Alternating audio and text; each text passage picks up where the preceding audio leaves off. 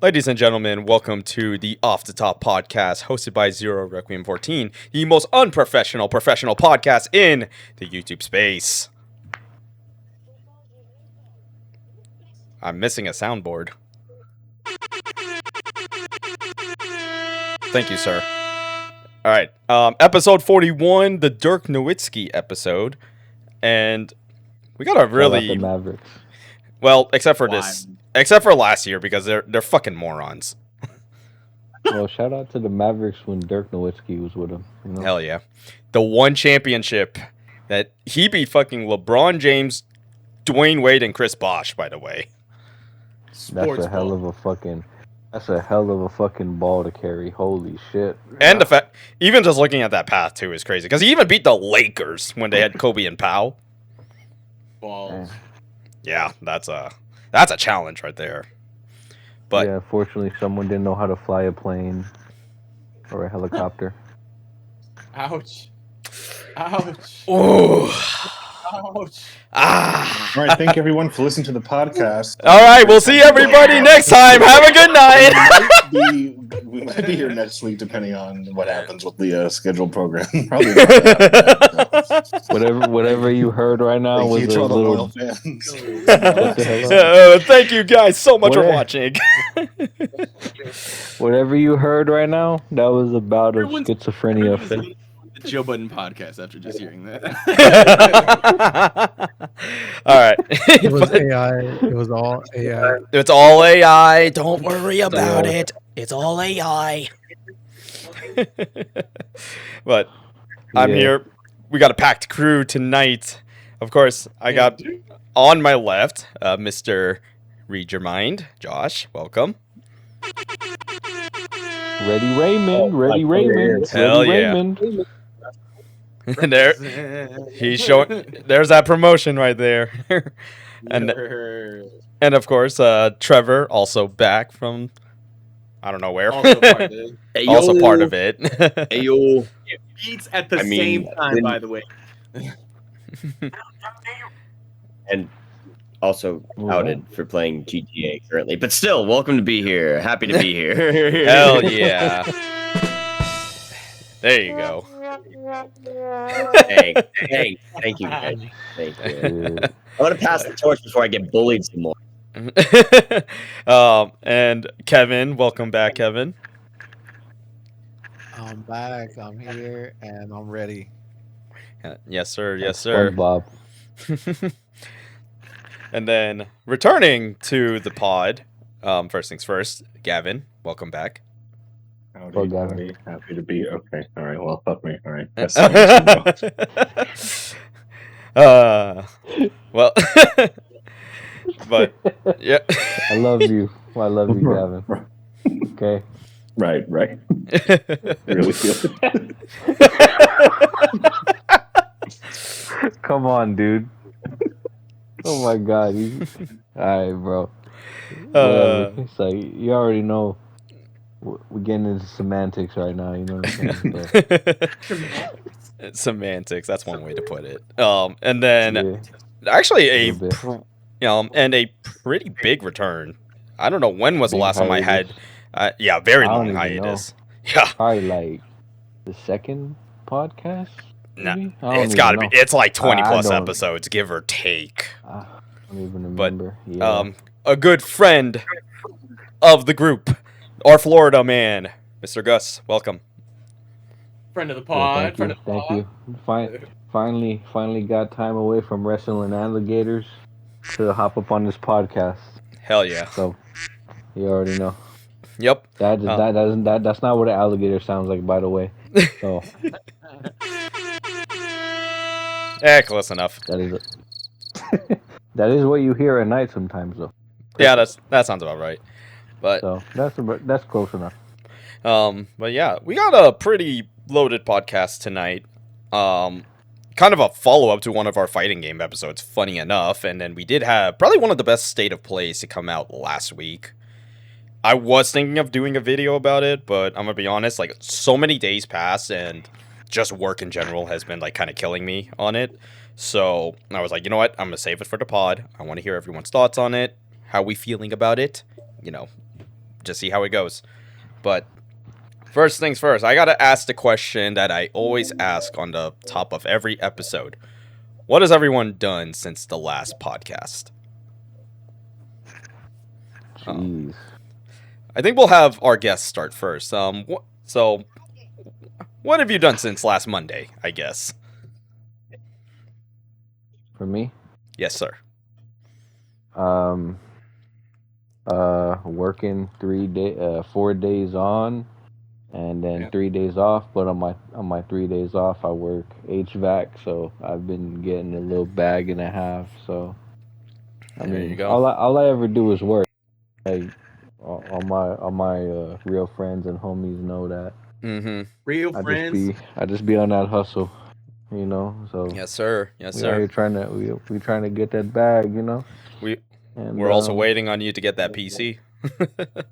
Yeah. I have some solar panels that I pulled off the house that I'm trying to sell. Hell I think yeah. I told you There that you like go. a month ago, but you know, like I said, I pulled them shits off like a month ago, so I'm probably barely gonna get to selling them like this week. trying to get some extra money for my birthday, like, you know. Hell yeah. Shit. Hell yeah. Well, Yeah. Of course. Yep. I guess the next person I will pass it off to, Kevin. What have you done since the last pod? Like I've been out of work for the past months already, so nothing really. Just been chilling, doing what I have to do, setting my body, trying to get the extra money and all that. nice.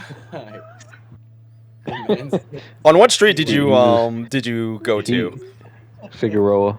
I was Sepulveda. Don't tell me how Sepulveda, I got know. it. That's a great Don't spot. don't tell me how I know. That's why.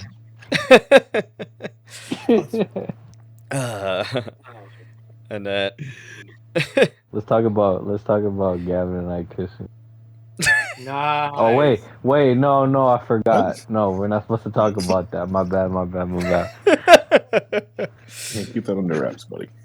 Nah. Maybe we'll redact it. Allegedly. Allegedly. Yeah. Oh God. Yeah. And then I guess I'll pass it off. Gavin, what have you done since the last pod? Well, the last pod I was on was a while ago. The last pod that we did, everyone did that I wasn't on.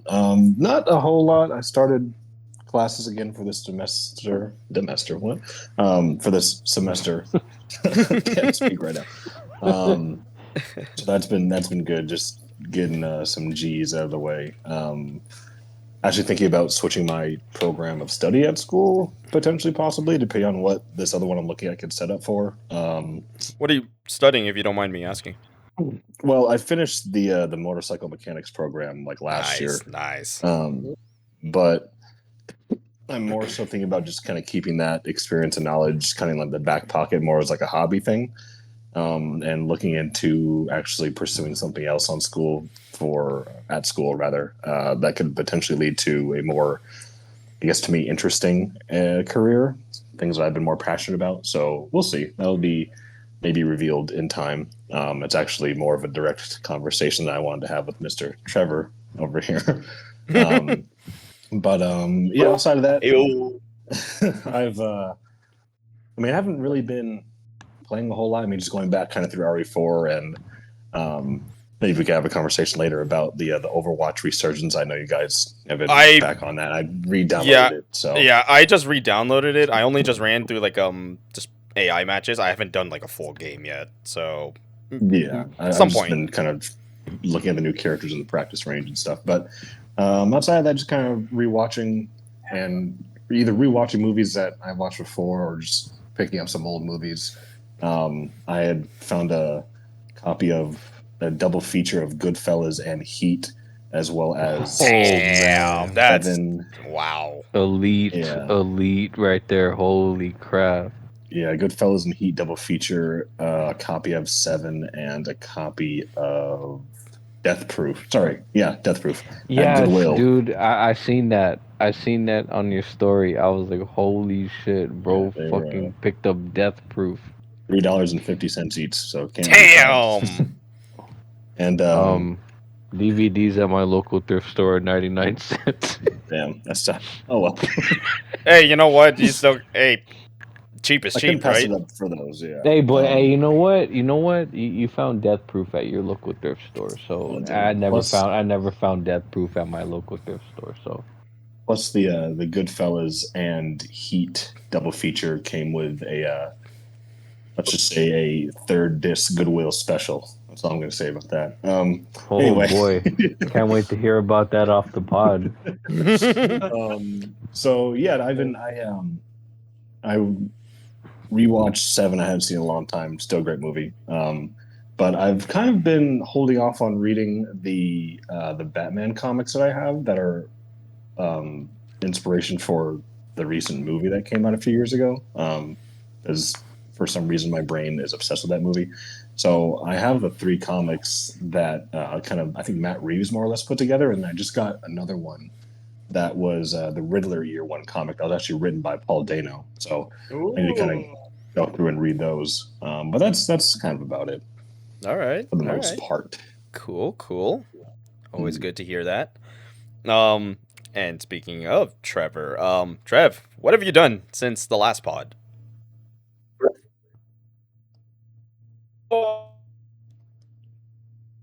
Uh-oh. Inspirational. Hell yeah. Oh, hell yeah.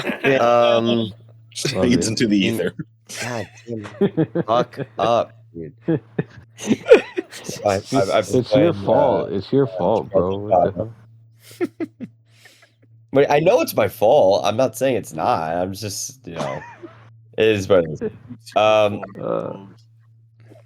I've been playing Ghost of Tsushima. I've been playing mainly because I never finished the first time, so I restarted it again, and I wanted to keep playing it. And I've been playing GTA. I've been playing mainly the stuff that we've been playing. But the reason why I'm starting with my games first and not what I've done is because I don't know if I did say this last time on the pod, and if I did, I apologize, but I'm currently in another show, and this is the show that I auditioned for recently, Reefer Madness. I think you Oh my God. you talked about that a But, little yeah. bit from what I remember. Yeah, well, they got back to me and they asked me to be in the in the ensemble and also understudying one of the I think the bad guy, I believe. Oh hell yeah. Yeah. So if you're not familiar with Reefer Madness, it was originally a 1932 movie that it was basically a PSA for, it's the horrors of weed, and weed will make you a degenerate, will make you violent, will make you, a murderer and shiftless and lazy and all the worst things. And And then the only thing that the movie got came right, out. yeah. Yeah. Years later. But yeah, anyway, but my bad. So I'm sorry. No, you're but good. You're good. It's just funny. It's just funny but all the things they basically- try to scare you about Yeah, for real. marijuana. Yeah. Exactly. And this musical is based off of, it's basically the movie that was done in 2004 with Alan Cumming and Kristen Bell, and it was a parody movie musical on that. It was meant to make fun of that really wrong and outdated Heck, PSA. Trevor might want me. What was it called? PSA. The remake. What was it called? Yeah, the remake was the 2004 with Alan Cumming and Kristen What Bell. is it called? What was it? What is the movie The called? same name, Reefer Madness. Yeah. Reefer Madness. Oh, okay, yeah. Okay, yeah. I'm gonna look for it, okay? Yeah, I'm gonna look for it. Hell yeah. And so they made a musical off of it, and this place in Burbank was doing auditions. I auditioned, and it's paid. This is the best part. It's paid. It's not as much. Paid audition. It's not as much as. Yee. It's about 1,600 full for like the whole experience. It's a stipend. So that'll be a nice little chunk of change. It's not gonna, be that difficult necessarily. and I know the people who run the company, so it's going to be like I'm hanging out with friends doing fun stuff. So I kind of, so this is going to be fun, and that's the main big thing that's happened to me recently since the last pod, and I start rehearsals tomorrow. Congratulations. Hell yeah. Congratulations, Thank man. you. Good luck on them, man. We wish you luck on Awesome, that, bro. man. Thank you very much. Love that shit. Hell yeah. Anyways, that's me. All right, and then second to final person for this topic, Mr. Josh. Yo, What's happened? What has happened since the last pod? So I basically did a lot of work on my house, so I can have it ready for some pool parties. I will be inviting people to. Other than that, I've been still on the job hunt. I've gotten some good news recently, but I'm gonna hold off on that for a minute and just wait on responses. Temper the expectations, you know. I think it's the best And way to then- go about it. What else? I played a really good game of golf. I've been still on my grind for that. I went out to Valentine's Day dinner with the folks. I've been making beats by the day with the homies. Yeah, just trying to keep busy. Thankfully. A busy man. A busy man is what you are. Yeah, just keeping busy. All right, so I'm going to kind of go in reverse of what has happened since the last pod, because one of them literally just happened today, because it is President's Day, and national parks are actually free in terms of admission. So, I went to Badlands National Park. And Good lands. to say the least, just getting there is probably like I'd argue probably the most like kind of stressful part, because we were originally just gonna go on a motorcycle ride for it, but like, dude, you have to go 80 on the highway, and I'm like, considering wind, you can imagine be like, ah! Do it. I mean, we're probably gonna do it on the next national holiday, which I believe is gonna be Memorial Day, so we'll probably do it around that day specifically. Be a lot of Harley riders out on Memorial Day. I'll tell you that. Yeah, I know, especially because we're in South Dakota and Sturgis is not exactly that far from us. Oh yeah. But Ranking their hog.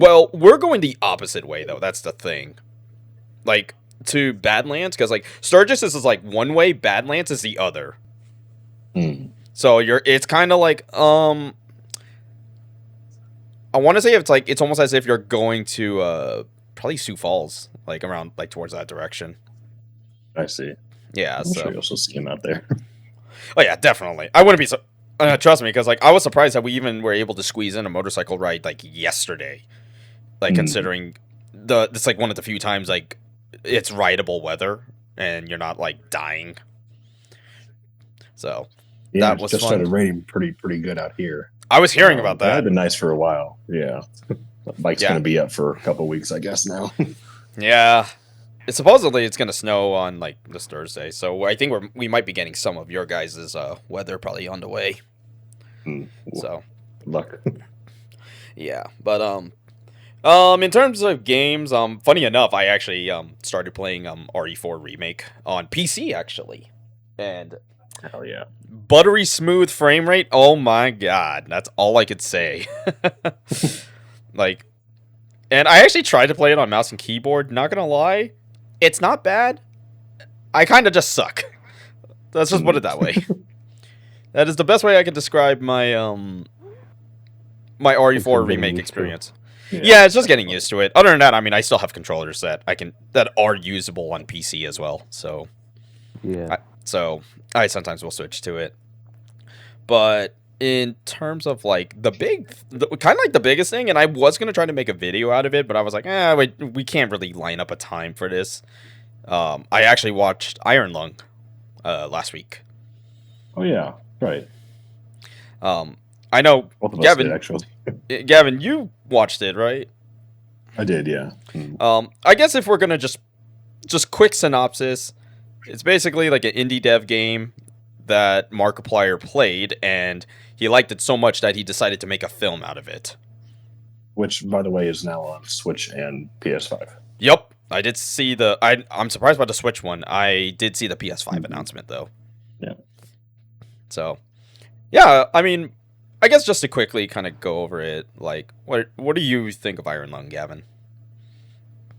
I think for all intents and purposes, content creator's first feature film, it's quite ambitious in terms of the things that he pulls off in the movie with certain cinema aspects, I suppose. I didn't see it in the best kind of setting, but I think, I mean, there's some really great elements of like cosmic horror that are in it, and there's some really great moments in it.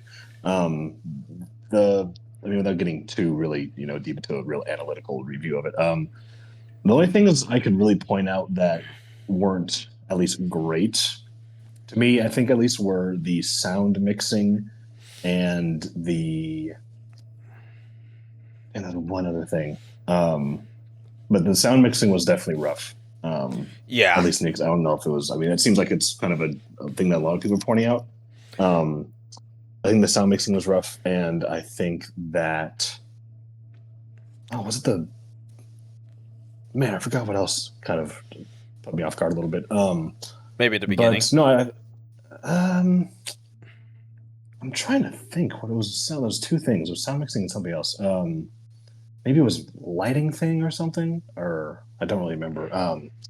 But I think for I know he's done a lot of short films and interactive stuff on YouTube, but for a first feature film, especially with what he is trying to pull off with it, as well as being able to kind of maintain that story and that atmosphere in one space for someone who doesn't really have a lot of experience trying to do that. 'Cause that's a very hard thing to do when you're making movies, to make things entertaining and engaging when you keep them in one space, and not even just like one area or one major area. It's in a tiny area, and you have very few things to work with. I think he does a pretty good job of that. I don't think it's the most amazing movie of all time. I don't think it's perfect, and I don't really know if. I mean, it's kind of going to feel maybe a little harsh to say. I don't really know if it is really worth the theater experience per se. I do think it's more than worth it if you want to catch on like a streaming service, absolutely. But I think it was pretty solid. I think there's definitely things that can be improved upon, but I feel like I can't really get too much into harsh criticisms because of who made it and with the resources. And I think as of right now, it's made like 4 times back the budget or something like that. 5 times its budget. So yeah, I mean, it's not. I think it's bad by any means. I think people can get kind of lost with some people, especially if you're not really familiar with the story and really what's going on. I think the thing I can just very quickly just say, I think it's pretty solidly well done cosmic horror. In terms of cinematic elements, it might fall short a little bit, but I think it's a solid movie. Yeah, I kind of fall into that same boat where I feel like if I'm gonna give like an opinion, I'm more of like a 7.5 out of 10. That's if I were to rate it, maybe even a 7, kind of depending on what I'm critical of. Because so here's the thing: is like I actually have I had no context of what this film's plot was gonna be. I see. Interesting. So I went into it. Sorry, I went into it with I think either the day before or 2 days before watching both of his Iron Lung playthrough videos. Like 2 or 3. Okay. Yeah, so I didn't. I didn't watch any of it, so I just kind of went in extremely blind, and it does. The one thing I will say is, yes, the sound mixing thing, yes, that was a pretty rough experience, I would definitely say, but it's kind of like, I feel like that's maybe, it's just unfortunate post-production that got overlooked, or maybe financial constraints. Did you see it in, I don't know if did you see it in standard format or IMAX or it was a standard format. I don't think my theater has an IMAX. At least the one I went to does not. I don't think it does. Gotcha. Okay. I didn't know if I saw it in standard as well too. I didn't know if that maybe could potentially have been an issue. But it seems like there are other people out there who also agree the sound mixing was a little rough sometimes. Yeah, I mean, yeah, that's definitely one. As far as it not being worth the theater experience, It's tough for me to say because I feel like if you have like a decent surround sound system, or if you're gonna be like me and like just wearing it with like pretty good headphones, you might be able to pick up something during certain moments. But aside from that, I mean, overall, I do enjoy the film for what it is. The one criticism I really give it outside of sound mixing, that beginning is it's very slow to start.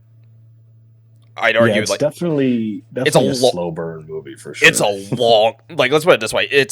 I tell people this. If you can get past the longest hour of your life at the beginning of that film, I think you'll be fine. I think also maybe it was a dialogue thing that I had with certain lines or certain things not, coming off as good as maybe they had thought they were. I think Markiplier saying, never mind, we'll get into that, but yeah, I don't know. I mean, I think it's. I would just be kind of reiterating what I would say before. Not a bad movie, and like I said, I think there's definitely actually pretty good elements in there of like cosmic horror and things like that.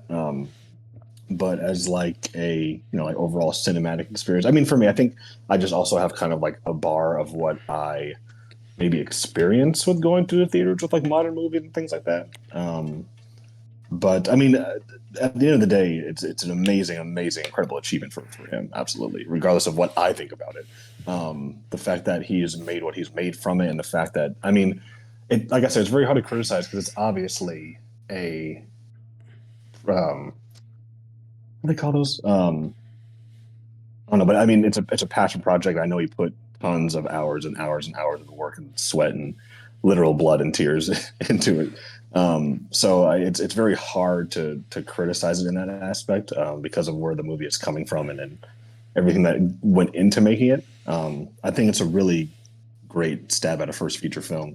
And I honestly am excited for other things that he might do in the future. And I'm sure he has, hopefully, I mean, we'll probably have more of a higher budget to maybe look at some of those post-production and editing things and maybe figure some things out. They probably didn't really have much access to like how they were going to mix the audio in a theater. And I think that is just one of those things where it's like you just learn from doing something like that. So again, just kind of hard to criticize, but at the end of the day, it's an amazing achievement for him. Absolutely.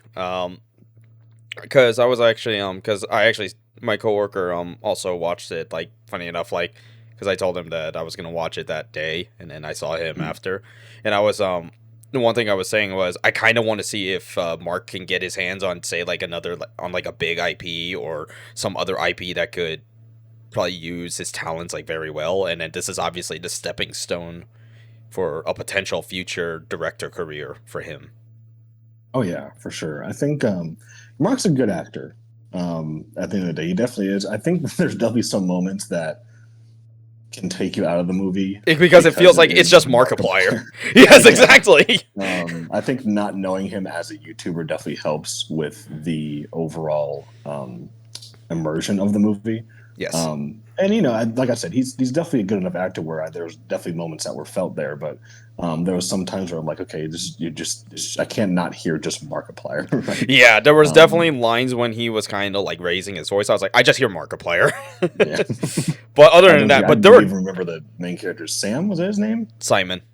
Yeah, I didn't. It's just hard to kind of separate those two when you know who Markiplier is. Yeah, but I mean, overall, I mean, for a first film for him, that's pretty fucking good. Like, I'll give him that. Definitely I definitely say, like, if it pops up on a streaming service, definitely watch it. Give it an opinion at least. Yeah, I'd like to see it again with now the context of knowing what to experience going into a movie like that. I think maybe, I don't know if it was like maybe a lot of lower dumb stuff or a lot of exposition. I feel like even though he did do a good job of a lot of show don't tell, I feel like maybe he could even have cut back a little bit on that. There's a lot of just like blatant exposition and just telling the audience what's happening, even though it was hard to hear some things. But no, there are definitely some really great elements in the movie that he's able to pull off really well. Absolutely. Yeah, I think it's a solid experience. Oh, hell yeah. Absolutely, man. So, hopefully, I think he's already trying to work on getting some streaming rights right now for Iron Lung. I am Thing is I don't know which one he's gonna go to. That's the real question. Like, is he gonna go to Max? Is he gonna go to Netflix? Or is he gonna go to Amazon? It's clear his film made a big enough like impact that they had to they literally had to take it off the box office, and it was clear that I saw that. Yeah, it was clear that it was doing something right, and the fact that it's made five times its measly I think it's like what, 5 million or 3 million was his budget. I think it was like 3 maybe. Yeah, like $3 million budget on like a Wild. 2-hour film. It's still insane. That's yeah. I mean, hats off to him for being able to do that. We love Markiplier over here. I think there's actually now a merch store for the movie, or some merch website or something for it. I think Hot Topic is selling Iron Lung merch. I could be wrong, but it probably is that merch site too. Interesting. Okay. Yeah, but Iron Lung, great film. I enjoyed it for what it was. I definitely will. I probably might watch it again. Like if it pops up during Halloween, like on whatever streaming service I have, hopefully on Prime, I'll definitely watch it. But all right, with that first one out of the way, I guess we may as well we're gonna kind of blitz through some of these topics because we want to get to the meaty ones soon. Kind of a follow-up to our fighting game episode, and a very unfortunate thing that happened. Although it kind of got saved at the same time, it's interesting to say the least. So 2XKO, what I was considering probably going to be one of my favorite fighting games to just come out in general, they sadly just got hit with layoffs because it did not meet the expectations that they were hoping for. So now they're a studio of 160 employees down to 80. And it sucks, man, because it was like a lot of like key designers that were part of that project and people who have been working on it like the past 10 years also got let go. I guess the good thing is if they choose to stay with Riot, they get to be moved around like into different parts of the company. And otherwise, they also get like a 6-month severance pay. So I was like, damn, that's pretty goddamn generous. But it still sucks, man. You know, they lost their job. We hate that, man. Especially because Microsoft pretty much like cut like probably 10,000 employees in general just last year alone. Yeah, that's rough. Cutting that studio in half with already having a very, very small studio is crazy. Mm-hmm. But yeah, that's definitely one of the rough. Like that was like the saddest thing. Like I was on doomer mode for like a couple days on that. But then, funny enough, like I think like wee hours of like maybe of like Friday like morning or something like that, they would come out with a blog post talking about the future of 2XKO. They're still going to be working with tourneys, you know, just adding more to the grand prize pools. They're actually going to do something that I was surprised by because I didn't know that it was not a thing. Local duo play. So for the case of like Josh and Trev, say they want to play 2XKO together as a duo. It wasn't an option for both of them to duo together, like to take on the world. I actually was surprised that was a thing. And I was like, really? Kind of surprised by that. But they're working on that and other things, just generally speaking, you know, typical balance. It looks like they're going to be actually nerfing Echo and Yasuo. Pretty much like the 2 top tier characters in the game. So that's good to see. And the last thing they did show, which they're teasing, I don't know when these characters are supposed to drop, but we got 2 new characters coming to 2XKO. First one being Akali. Makes complete sense for her to be in the game, especially just her playstyle alone. She's pretty much just like a rushdown ninja character. Makes sense. It just makes sense for her to be in a fighting game. So just seeing the little bits of her gameplay looked interesting. I liked it. I liked what I saw. And the other character that was in it, who's I'm interested to say the least, is Senna, who pretty much has a gun blade and has like a wraith form that I can only imagine is supposed to be like a combo extender, or maybe it's just like a rushdown style. But they're definitely putting in more like interesting characters, and that's what I like to see out of my fighting games. At least like more dynamic characters in the games. But I'm probably still going to be playing Warwick Alawi at the end of the day. You're at least not a total, in the gutter for them. So that's not. At least not yet. Yeah. I mean, let's just hope, because like I said, I really want this game to be good, especially because it's kind of a part of the emergence of tag fighters right now, and this one being the most accessible one too. It's like got to get the best one out, at least until some of the other ones release, and we don't know how those are going to turn out until once the public gets their hands on it, get a feel for the game, just see the opinions. So excited to see that. I definitely want to try to do 2xKO footage or more stuff with it. I've kind of pondered the idea of doing a ranked warrior kind of series or something like that, and then maybe just give my thoughts on in general just about 2xKO at that point. But we shall see with that game. More Debbie Downer stuff. Let's talk about our favorite confusing multiplayer ever, High Guard. Let's talk about that, man. So, another franchise, High Guard. So, another free-to-play multiplayer game that, let's just put it this way, just got review bombed to hell. Definitely just because of the placement of where it was in the Game Awards, being the closeout game. And then just, in general, just how it looked, how it played was kind of just generic and confusing at the same time, which, that's already an issue if you don't know what your shooters, if your shooter's going to be that. So, it already had an uphill battle as it was.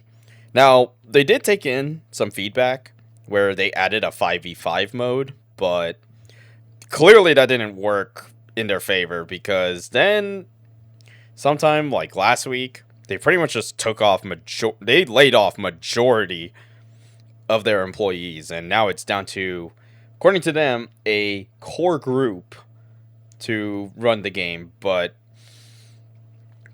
the way it's looking right now, it's looking like it's only got maybe a few weeks left to live. I legit don't see this game going past probably March or April. So I don't know what to feel, man. We tried it once. I just kind of thought it was okay. Not the greatest game. Just very confusing. It was a very confusing game in what it wanted to be. Trying to be a pseudo MOBA tactical shooter. It was weird. I don't know how to explain its gameplay. If I can't explain the gameplay, I think that's an issue. So sucks to see, High Guard is in the position that it is in right now. So, but we'll keep everyone posted on that. If anything, I might just share a story talking about the sadness that is High Guard. It's about to be Dead Guard soon.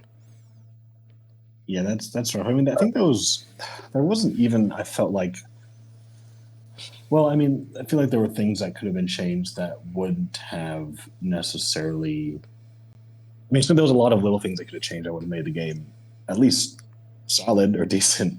But it seems like the kind of idea that got released just wasn't really executed that well.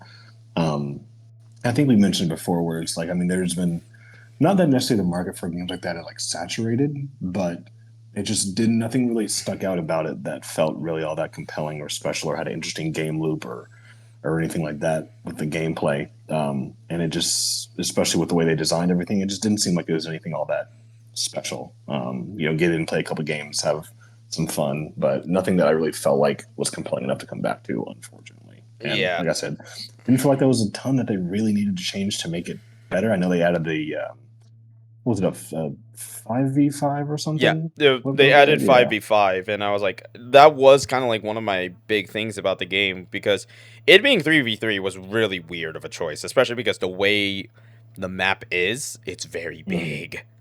Yeah. It's like it definitely felt like something that's like this could lend itself to an actual like first-person MOBA, but they didn't. Yeah. Yeah, it could have been something really, really unique and interesting, but I mean, with the hero shooter market, Splash kind of like battle royale market ish that kind of falls into like hero shooter kind of market that we're in right now. Nothing really seemed all that really stuck out that much. Yeah, especially because of the resurgence of Overwatch and Marvel Rivals still being like on the very tippy top for a hero shooter. This game just did not have a chance, like, whatsoever. Yeah, it didn't seem like it really had much of a real identity to it. Like it almost looks like one of those games where you're just watching a show from like the mid 2000s, and it's one of those random games that someone's playing in the background. That's kind of what it felt like. Oh my god! Oh, that is a rough way to call it. Well, I mean, that's just. I mean, you're not wrong. I mean, you're not wrong. It's just like, oh my god, that is ooh. Damn. Yeah, it's like one of those games that like you would hear like Drake and Josh playing in the background. Exactly. What is it on the on what was that? Games. The Game Sphere. The Game Sphere, yeah. It's spherical. Yeah, that's like one of those generic ass games. Yeah, it's sadly, yeah, like I said, I don't see this game coming out or at least like it'll probably be like completely shut down probably by the time it's like March or April, like, and that's me being generous. For all I know, it ends like this month. Hey, if anything, it lasted longer than Concord. Is that really that great of an achievement? Tough. No, no, it's not. No game gonna break that fucking record, bro. That's a whole tangent on its own. Man. So sad to see that. It's sad to see. You know, we don't like people losing their jobs, but at the same time, we don't like products that just come out the way they are. There's like not enough interest in them. Yeah. So I think maybe if it released at a different time, it could have done well, but I don't know. It didn't seem like the game that was really gonna shake things up in the industry as of right now. Sadly. Yep, definitely. So another kind of like pretty big thing that's happening, and it's actually kind of like, unfortunately, it's the program that we're currently using, but we are going to be looking into making this change like very, very soon, like probably as soon as next week. Discord pretty much just shot themselves in the foot, like big time. So there was a new terms of service that they just added where now all the accounts, like every account in here, will be defaulted to a teen account for the sake of protecting the children, but they are going as far as wanting a full ID and face biometrics. So as somebody who doesn't really want to doesn't talk about this stuff that much because we are a mostly gaming podcast, it is still concerning that something like this is happening. We hate it. Yeah. It's funny because like it's like we did like a full circle like 180 type thing where when kids get on the internet, it was the adults job to protect them from the internet, but now we're trying to protect the internet from the kids when it was the parents' job in the first place. Exactly. Like the fact that, let's just put it this way, it's like even just in general, like with all of entertainment as a whole, it's the parent's job to protect the kid from interacting with said materials. We don't want kids to always play M-rated games, but now it's just become such a norm that we're just severely desensitized to it. Yeah, they can just buy it on their PlayStation now, you know? Mm-hmm. You know, like back in the day when we was growing up, it was like, you know, the people that were at the game shop or whatever, GameStop or Walmart, they'd be like, GameStop, you have EB your parent Games. with you, or you got an ID with you. No, okay, then I'm not gonna sell you this game, man. It was simple as that, Especially when people Uh, don't. It's like, especially because there is an ESRB rating for a reason, and the fact that people like gloss over that is still insane to me. A reminder: the ESRB rating was made because of a franchise that Gavin and I played, Mortal Kombat. Mortal Kombat. Mortal Kombat is the very reason we have the ESRB rating, and Mortal Kombat came out like what 30 years ago now at this point, and people are still not doing like Uh, not they're not looking. before that, probably like 35 plus years ago. Yeah.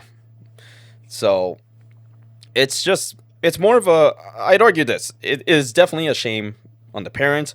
It's also a shame on the company that had so much goodwill now opting to do something so negative that it pretty much boosted the Discord alternatives as a whole. Like we likely have already settled on a new program for us to just chat in general.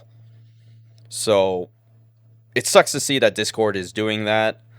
We do have until March, so if anybody is using Discord right now, start considering changing now or deleting your accounts as a whole. We don't want, because on top of the fact that Discord claims that they will not keep your information for, I think it was like 7 days, the third party company that they use is infamous for sharing said data in general. I never believed that shit from the jump. Yeah, and It's then like, we won't sell your information. It's like, why are you saying it then? You know, like I guess because they're kind of like feeding it to other people's paranoia. But it's like, really, bro? It's like, no, man. You don't need my ID. The thing about the internet was supposed to be about anonymity. yep. Now it's not. You know, there's not enough shutting the fuck up going on. Everybody got a live stream, fucking record everything. Nah, bro. That's not what the internet was for in the first place. But everybody needs to fucking get their 15 minutes of fame, literally. And Yeah. it's just the whole game is fucked up now. So Yeah, it's, and I mean in a way you the fact that you brought up like a stream as well, like pretty much just like, IRL streams for example. It's the fact that everybody wants you saw to. that. You saw that. I mean, you see the shit. There's like a bunch of shit where motherfuckers are live streaming and they're running over people. Like one streamer recently ran over some man. This is some lady, and she had her kids in the car while she was streaming, and she killed him because she was fucking looking at the chat. Was it on Kick? I don't know. It was probably I don't Kick. know. That's the big, because I know Twitch is, as much as recently I've been kind of critical about Twitch as a whole. Kick is just lawless in general. Yeah, I wouldn't be surprised if it was Kick, Because I mean, Like even if it was, these streaming services need like a safe gate. Like if they need to have like some sort of way to tell that if you're driving or whatever, that you're driving, you can't stream. Streaming is unavailable right now. and that right there is where like biometrics would be good. If it's used for good like that, completely fine with it. But when it's just we want info and that's it, that's a concern. Yeah. So it's just terrible, man. It's just terrible to see, It's not, and what's crazy, this is not the first time like where I said like a company that I argue had goodwill, even though we shouldn't really be praising corporations just as a whole. But when they do something like a company that does something right, I will praise them for it. But when they do something dumb, I will call them out on it. Perfect example is Microsoft last year. I thought the whole time, I was like, I'm going to be using Game Pass a lot, because it was value-wise was a great service. And it gives me an opportunity to, say if I want to buy the games, I can buy it at a cheaper price. Then they changed it up. They now made Game Pass, like Game Pass Ultimate, $30 a month. And the only thing that's like worth it, that I can't even consider worth it for me personally, is they just added Fortnite Crew. It's just not worth it for me. That's all they did, huh? I mean, Fortnite Crew, Ubisoft Classics, which I don't give a shit about personally. So it sucks, man. It just sucks to see like companies that do so much good fumble so bad. Like, I don't get it, man. I don't get it. It's all about appeasing shareholders up at the top. Gaming just in general got too corporate. Yeah. I mean, let's put it this way. Look at fucking Rockstar. Like, I'm gonna be honest. Like, I'm sure we all are in the, you know, as much as we like Rockstar, that company as a whole, like, if it was not called Rockstar, that company would be considered a failure. If you think about it. The only thing they have is a cash cow in GTA Online that is still the cash cow, even though it feels like they're sucking the teats really dry. That it's powder. Rockstar got no milk left. And they're really, I mean, I'm telling you, man, we're not peak Rockstar, bro. Was, you know what I'm saying, from the early 2000s all the way to 2013. 2013. Yep, because I'm telling you, man, like, this is coming from someone that's played GTA for, you know, going on 20 years now. On status, bro. Start picking up the casket. Yeah, you, me, and Kevin are gonna need it. We're never gonna get, because like when GTA 5 first came out, yo, the hype was real. Absolutely, I believe it. Let's not lie about that. I mean, look how much money it made. What was it, like in 24 hours? It made like $2 billion or something like that. Pretty crazy number. So crazy figure. But as the years went on, and you know, that was the only GTA, and we were playing GTA Online and everything. Eventually, it got to a point, and I was like, man, I've heard like every voice line. I've driven like every street or whatever, and it just started to get stale after a little bit. But I'm gonna die on this hill. The best GTA that they ever made was GTA 4. That was the best one. That was the best GTA ever made, right there. Now, GTA 4 is not without its flaws, but in terms of like a real gritty, like probably like the last true like Grand Theft Auto experience would be that one. Damn. Crazy, bro.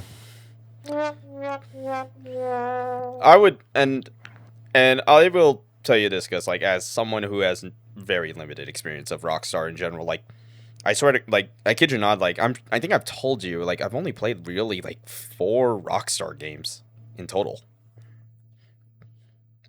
I don't know if I ever did.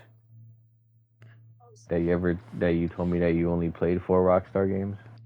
In total, of like all the Rockstar games that have come out, I've only played 4.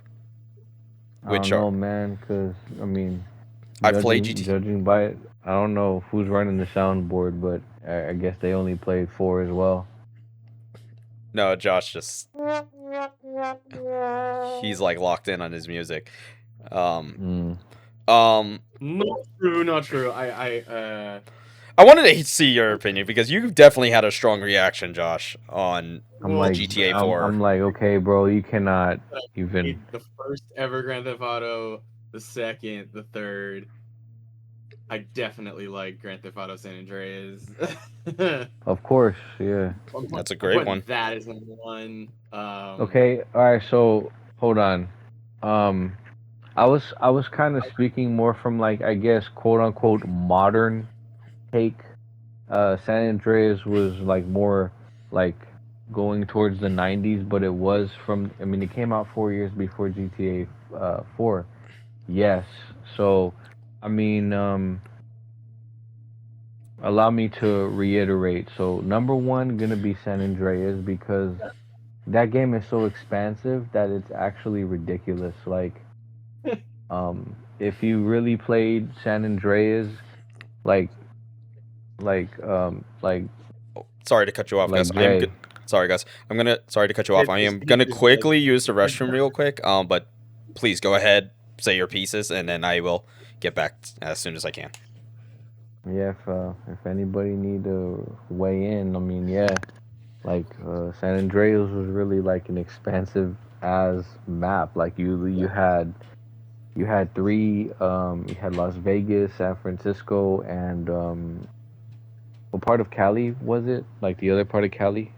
It was like three main parts of Cali. It was like Las Vegas, San Francisco, and Los Santos. So, okay, yeah. So um yeah, dude, like the shit that you can get into in that game was ridiculous, right? So I think Revolutionary. yeah. Huh? It was revolutionary. Nah, it was for real. For 2004, that was crazy as shit. Yeah, for real. But like just like the what I'm saying is like the like up until 20 well after I guess GTA 5 came out, nothing ever hit that spot quite the same as San Andreas Yeah. and GTA 4 did, especially San Andreas because like the glitches, you know how like really like crazy you could get with the glitches on there. You can like go through the buildings and stuff, and then you could like glitch your way into like all these assets that you were never able to get to in the first place. Like there was a like I remember what you're talking about, but go on. Yeah.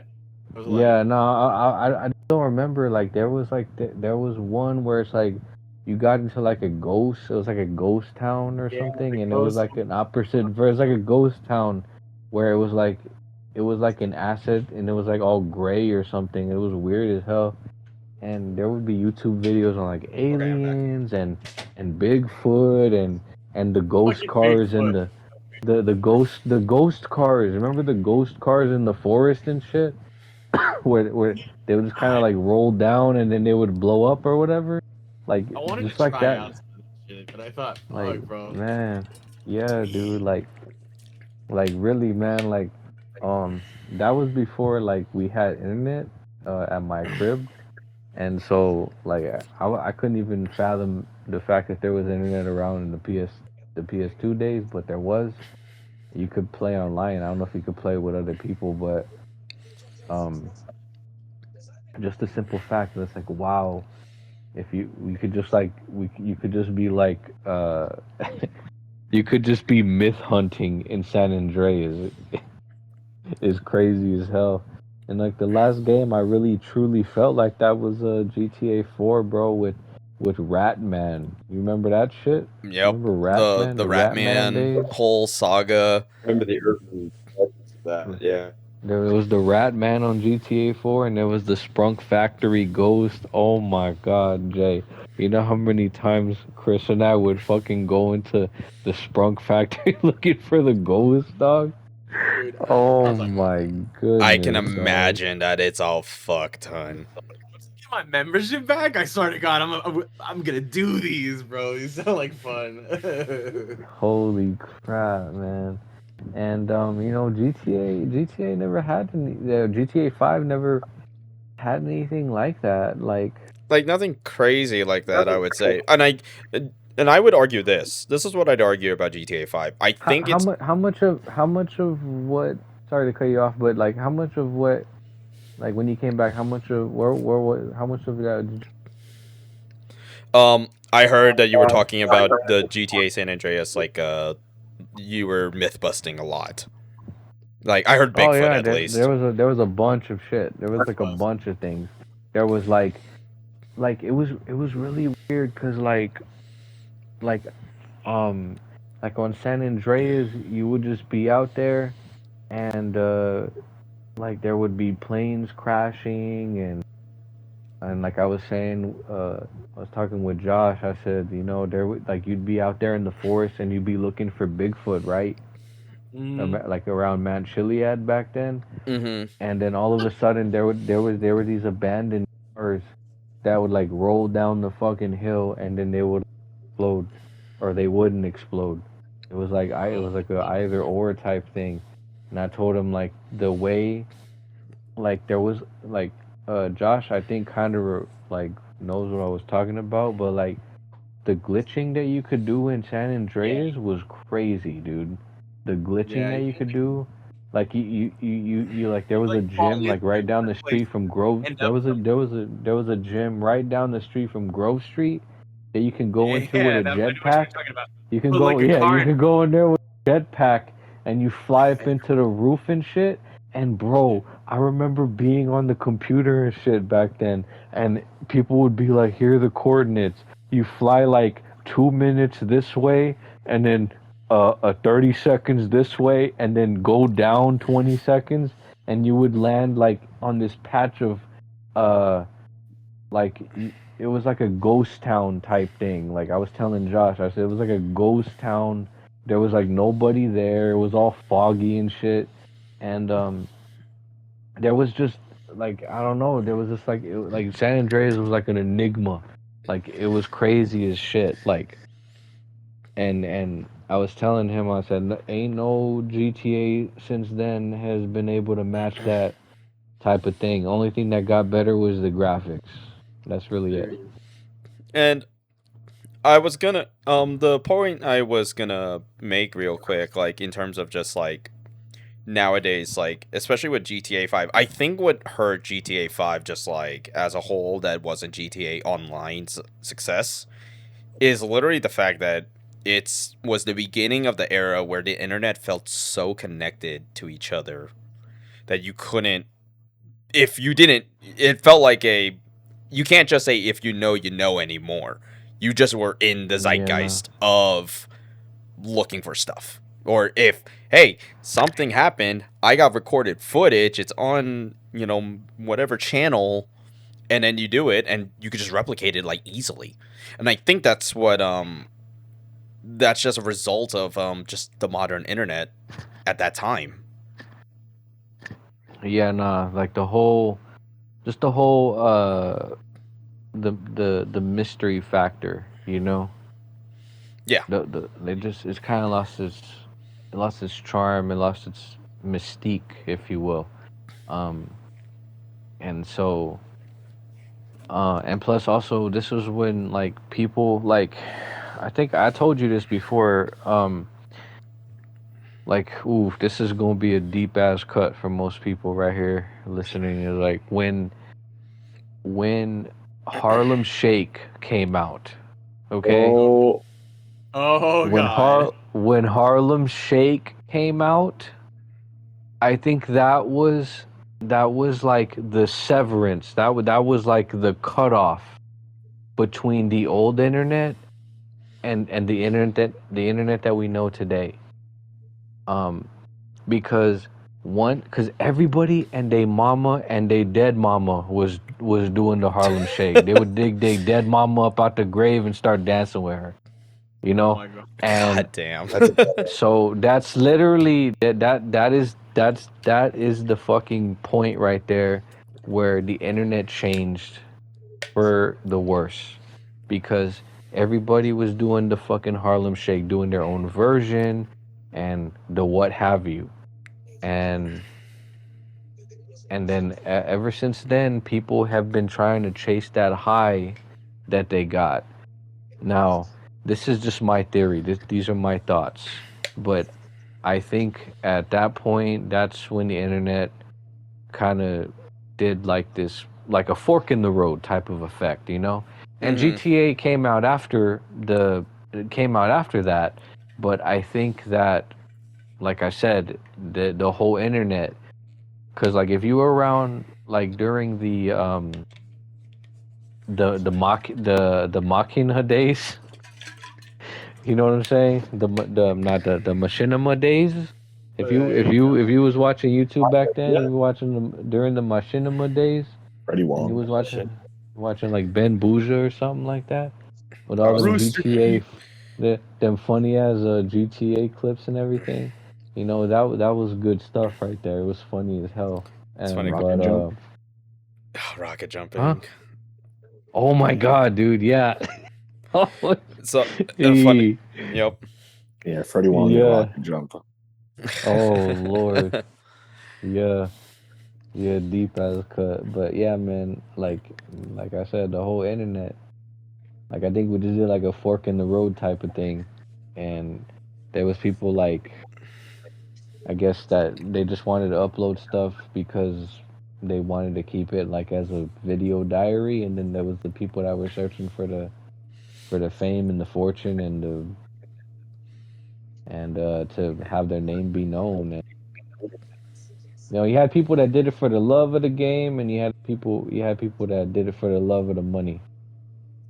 So Yep, definitely. so I That's mean, something really.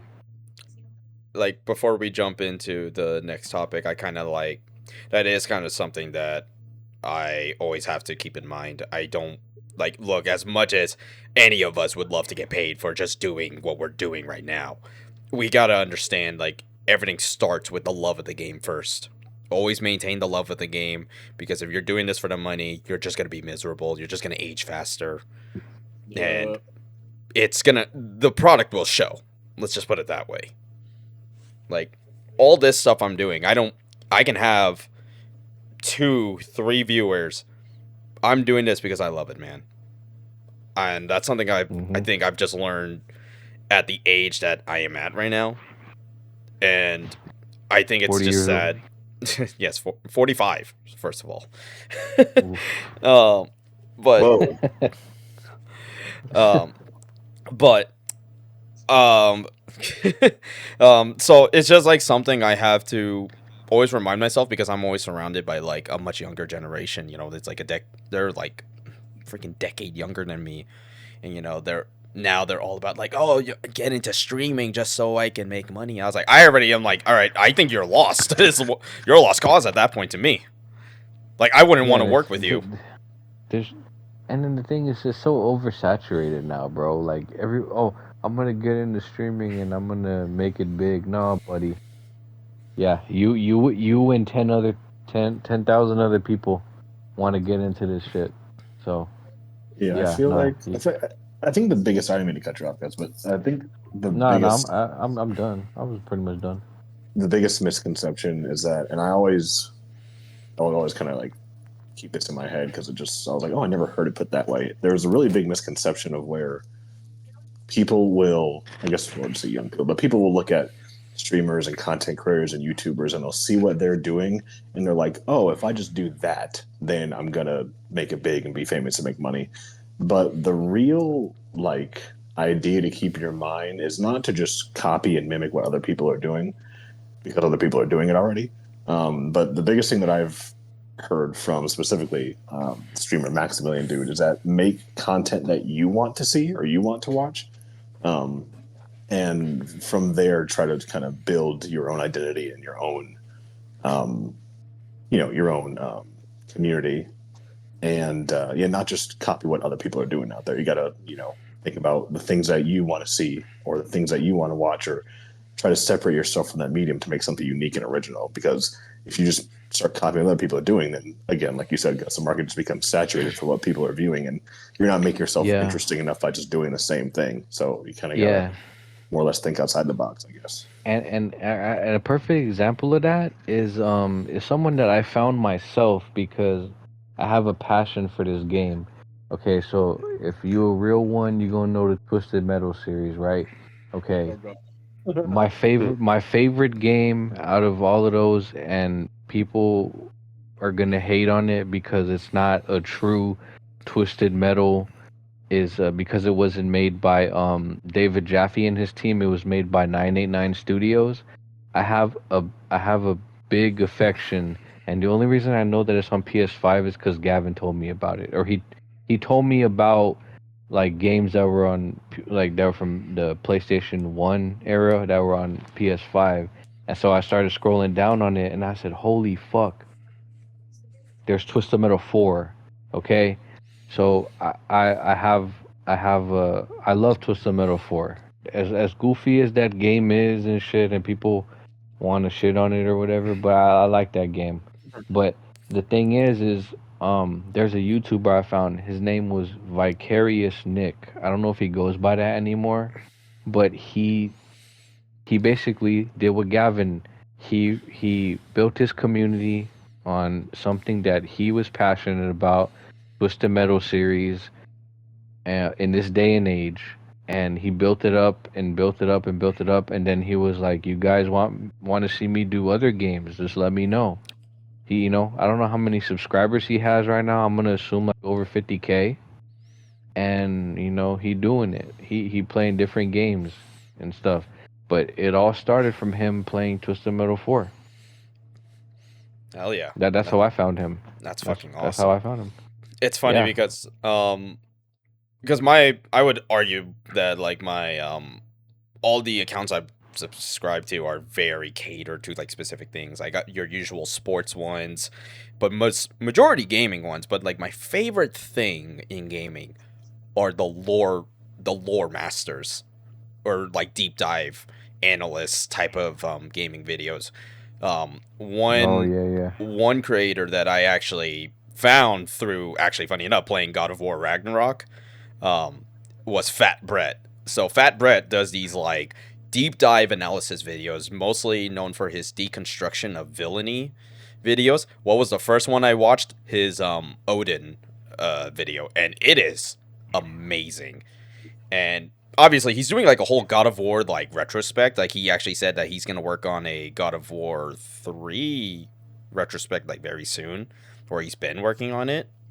But other ones that he has done, like he's actually done a couple like Nintendo, like Metroid ones. He's done Hollow Knight and one of my favorite games of all time, a top 4 game for me, Elden Ring.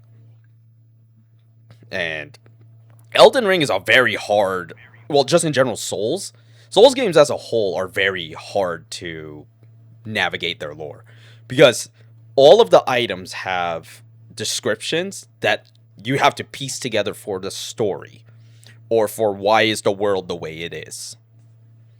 And he does Yeah. it so well, edited very well, great, just voiceover overall. It's one of those videos that I like, and it's something that I would love to do one day. Maybe just have like a personal, like Gavin and I kind of did the closest thing to that with our Ghost of Yote video after we platinumed it. Yeah. Yeah. I think that's another. I think that's like another niche. That's another niche type of content that's going on, is like lore breakdowns, because I sent you a couple of his videos in the past before, but this YouTuber Pyrex, he breaks down the Nikkei lore, and there's usually huge spans of time between each chapter, or sometimes he'll break down like chapters 1 through 4, and he'll break it all down. And yeah, he's really good with it, and it's like what you said with Elden Ring. You're going around the little tiny SD map, like the Mm-hmm. sometimes the screen recordings I show you, Yep. where you like going around and you try to find these little glowing pieces, and there's a lot of lore in those pieces if you just skip them over, and they'll basically, like you said, they'll tell you why the world is like this, or they'll give you like, or it'll be like, oh my god, I don't know what's going on, but the building I was just in just got destroyed by floating this floating machine alien thing, and I don't know what to do. And it's just like a text thing, or it's like an audio message or whatever. Mm-hmm. And like he'll basically it's like that type of world where you really have to, you piece it together, and then like I said, what he does is he does big sections, like 4, 8, 12, whatever chapters of the story. And I think it's great, you know for like, even for people like me that are very enveloped in the Nikkei story. Like chapters 43 and 44 came out recently, so we getting like hella lore drop, we getting deeper. And the most recent event was a Goddess Fall. um and that was really crazy. That was like a literal, like I told Jeremy, I said that literally was like a Avengers Endgame type of shit going on. Like, for real. Everybody like to dismiss that game, but there ain't no doubt that the story on this game is solid as fuck. I mean, I can't blame So, you because, like, I'm as someone who's like, your Gus is like the only reason that I have like any info on Nikkei, just like in terms of its lore. Because, like, obviously, what is it like? It's definitely one of those you judge the book by its cover. You'd think it's just straight Gooner material because, I mean, let's be real. no. Yeah, I mean, yeah, there's nice, lovely designs in there. There's a lot of breastises and all that stuff. But but but looking at it from a deeper perspective, man, the story is A1. Like, it's probably the best for a gotcha game out there. It's like, Jay and I played through Genshin, and We thought that was like the closest thing to like an A1 story too. I dropped little bit, you know, I dropped little pieces and everything, because, like, bro, if I'd messaged Jeremy like every single thing that happened in the story, it'd be like 10 years of text messages. So um so Yeah. so so I was telling Jay this around New Year's, because um Nikkei had its third anniversary in November, and so they always do like big lore drops, or they always drop like a crazy ass story. And so I was telling him, I said, you know where we're at right now in Nikkei? That was like, in like, if we was talking about like an anime standpoint, we just finished the first season. Which is like, what the fuck? That's 3 years of story, and we just finished the first season. So now we finally getting into season 2 with chapters 43 and 44, and it's getting crazy, and like, it's really wild. Like, yeah, it looks nice on the outside, but like, when you get to the story and everything, you know, like, man, I don't want to spoil anything, but like, Jay, come on, like, I was like, wow, like, when that one character was like, yeah, the bathroom that's in the outer rim that never gets cleaned, and that's where they store all the junk. That's where I was born. And I was like, damn. And then she's like, heh. So I don't know who my parents are. Um, and so that's they call it the maternity ward. Isn't that funny? And the other character's like, not in the slightest. What the fuck? Goddamn, I like, was like, fuck the wow, fucking like bro. sense of humor. Holy. I was like, holy shit, bro. That's crazy, man. Oh, Yeah. it's like It's what is it? So there's like, in the Nikkei subreddit, people are always like, come for the jiggling boobs and asses, stay for the depression. That literally that cannot be any closer to the truth. That's a one-to-one statement right there. Wow. Um, yeah, when I first got into Nikkei, I was just like, I had lost my main phone, so I had like a secondary phone, and I was like, and All right, remember, Kevin Jay, you were Gates. showing me those, like, what your Nikkei says about you. Remember that? You were sending me those videos, Yes, I and remember. we would watch them, and I was like, man. So it was like branching off of that. I'm like, you know what? I'm gonna download this, see what's going on. And then it And started. wow, bro. I don't know. Nothing could prepare me. Kevin still hasn't fucking re-downloaded it. I'm gonna fucking kill him. I re-downloaded it. I just haven't had a chance to play it. Dog, like, let me tell you, man, when you really get into playing it again, that's something that where you gotta, like, you have to be locked in, no distractions, to really enjoy the story. Because you can't just be like, okay, let me just read this real quick. No, because there's points in it. Like, I'm telling you, Jay, like, I'm pretty sure Jay believed me by now. But there's points where you're like, wait, that makes sense. Or wait a minute, didn't they say that in the other chapter? It's one of those things where you have to really listen and you kind of got to go back and read the chat It log or basically, whatever. I mean, the best way to It, describe it it's is that deeper, bro. It's deep, man. It's deep. it's basically one of those stories that it rewards you for noticing a lot of things. That's, I think, the best way to describe it. Hmm. Yeah. And then sometimes I don't even realize myself, and then someone brings it up like on the Reddit or whatever. Hit it. Someone was like, "Oh, remember in like chapter 20?" And I was like, "Shit, let me go back to chapter 20." And I'm like, "Oh fuck, I did miss that. What?" You know, yeah, it's crazy as hell. You know. I don't even know what the hell we were talking about when we got into this right now, but I think it was just more of just talking about like our favorite, like, you know, essentially our favorite niches, and then just loving playing it. Let's just kind of like just wrap this up in a nice little bow. Don't do any of this stuff. Like, don't do any content creation if you're trying to make bank. Because I hate to break it to you, oh no, you're gonna fucking fail. yeah, Like, yeah, that's what it, you know, that's what it was. I'm not, Yeah. I'm not gonna do that whole pardon my French thing, but it is just, I'm just gonna tell you straight up as it is. You're gonna fucking fail if you're gonna try to go for the money.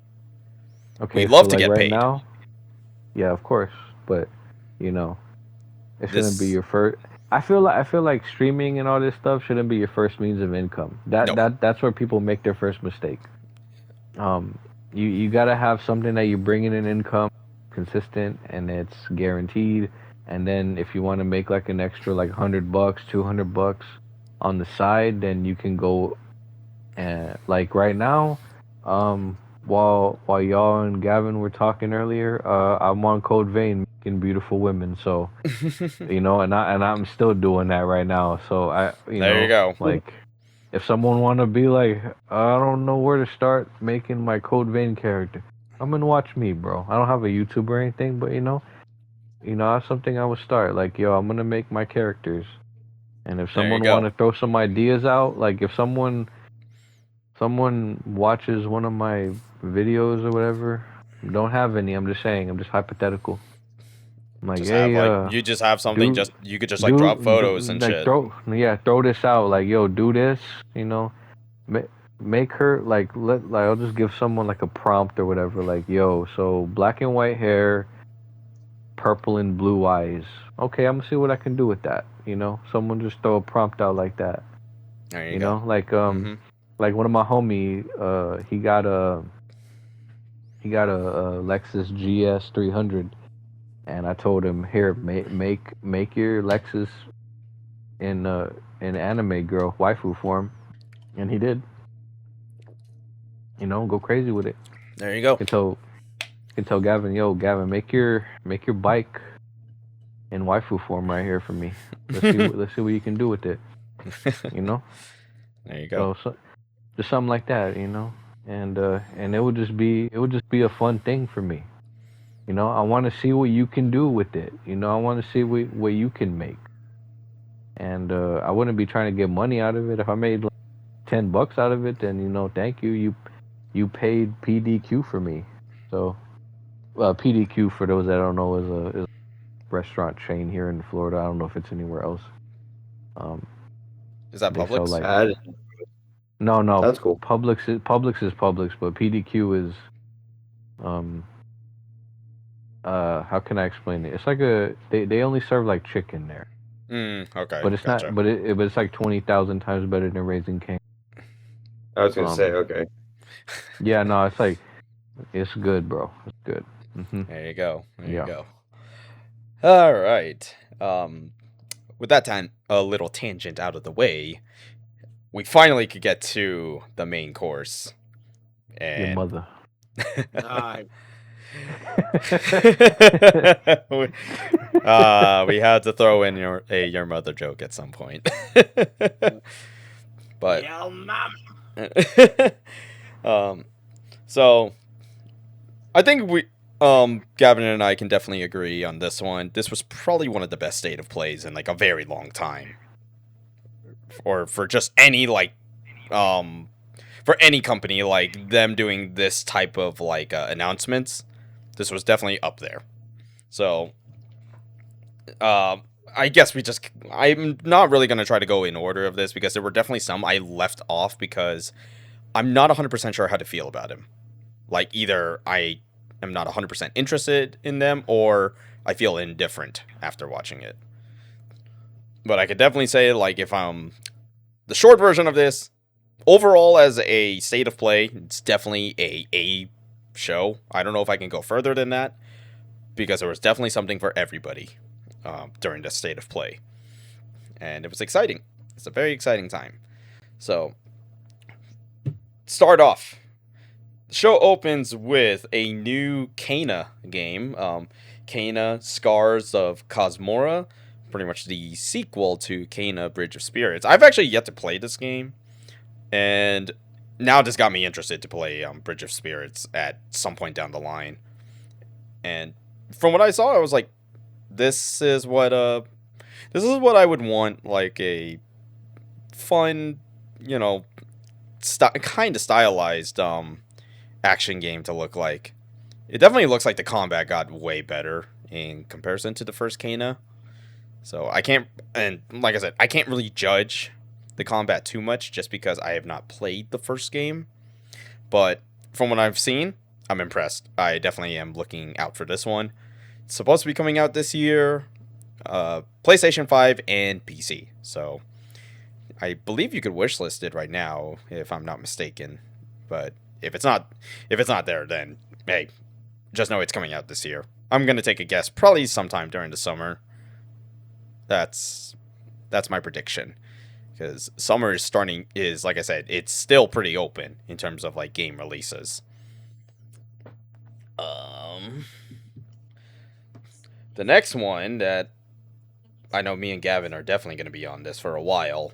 Ghost of Yotei Legends. Following Tsushima, it is having the multiplayer come back, which is a more fantastical kind of like storytelling of just random stories in the Ghost universe. So I couldn't expect any less from Yotei Legends, and I love the fact that they are using actually some members of the Yotei 6 as like the quote-unquote bosses. The ones they showed it was the spider, the Oni, Kitsune, and the snake, which are great options. Great options to use, and likely more are going to be coming out. So, update's going to be coming out on March 10th and is completely free for any Ghost of Yotei owners, me and Gavin. So, probably once we beat it, we may have like a little deep dive, kind of similar to our Yotei Platinum video. But only time will tell on that one. But very excited. Will tell. Yep. So Yeah, I hope it looks, I mean, to me it just very much looks like Tsushima Legends. I hope there's some maybe interesting more interesting game loop stuff and maybe more gameplay elements. Because if it's just going to be like kind of rinse and repeat similar missions, I think Tsushima had an interesting. It wasn't like a story mode thing. You can choose like specific chapters to play with like some story lore in them. Those are kind of fun, but kind of just redoing the same like multiplayer things over and over again got a little tiring. And some of the bosses or some of the levels, once you get to the higher levels, can feel a bit. Well, I guess we'll just call it sword spongy since it's a samurai game. But hey. I hope at least there's some sword kind of heavy. Hey. I hope there's some unique kind of gameplay and game loop elements that kind of keep it feeling not quite fresh, but just more fun and engaging than Tsushima Legends. It was fun, but I think there got to a point where it's like, okay, I've been playing this kind of the same kind of thing over and over again. It's getting a little. I would probably say though, like, because they're likely going to add the same thing, probably like your usual chapter missions, and then probably a survival mode, which is probably where it started to feel a little stale. Yeah. But I think with because of what I said with Yotei, it's because of the variety of weapons, it's going to probably feel a little better. I'm just waiting to find out if there's a charm that basically lets me just automatic on a fucking repeater or a musket.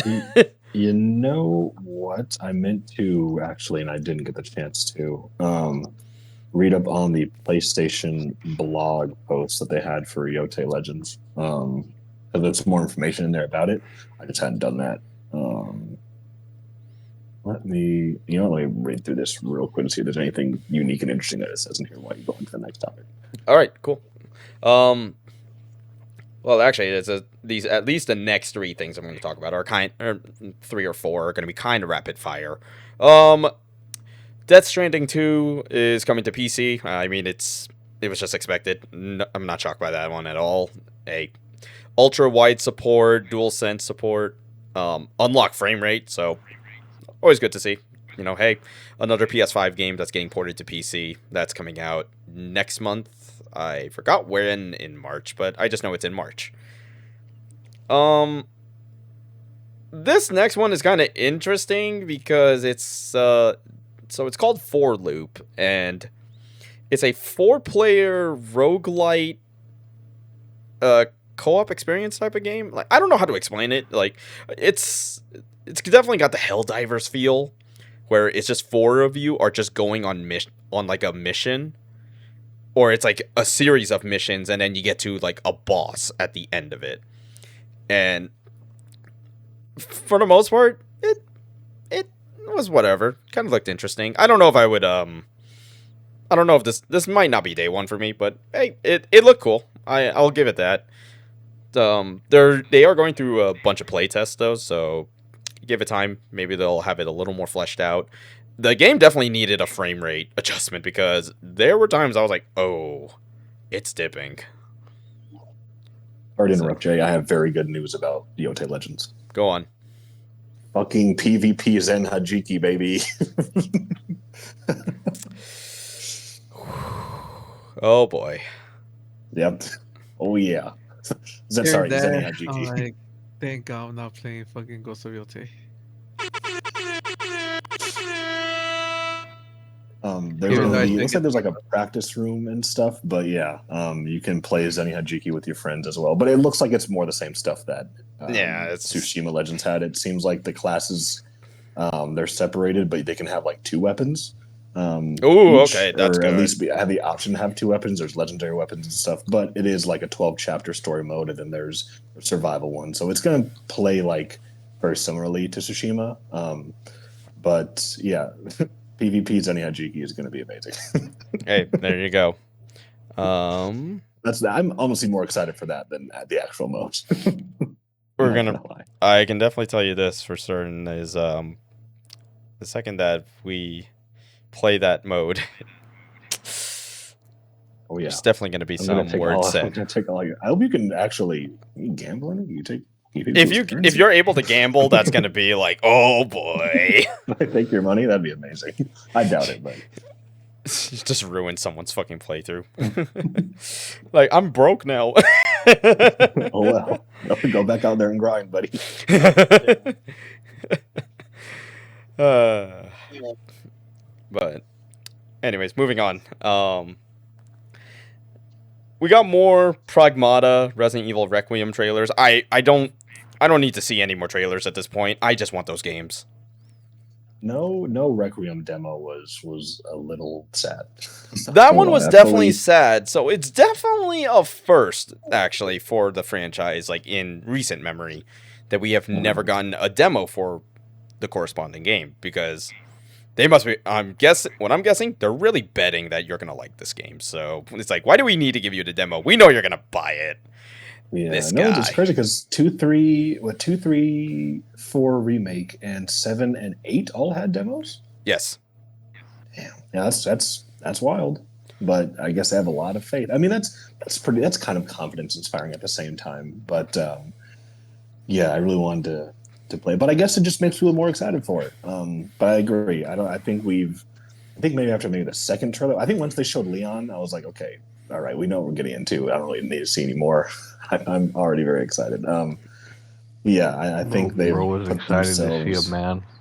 Okay, well, shut up. Gus, it's fucking Leon S. Kennedy. Come on, brother. Okay, bro. But, Looks you great in know, that tight shirt.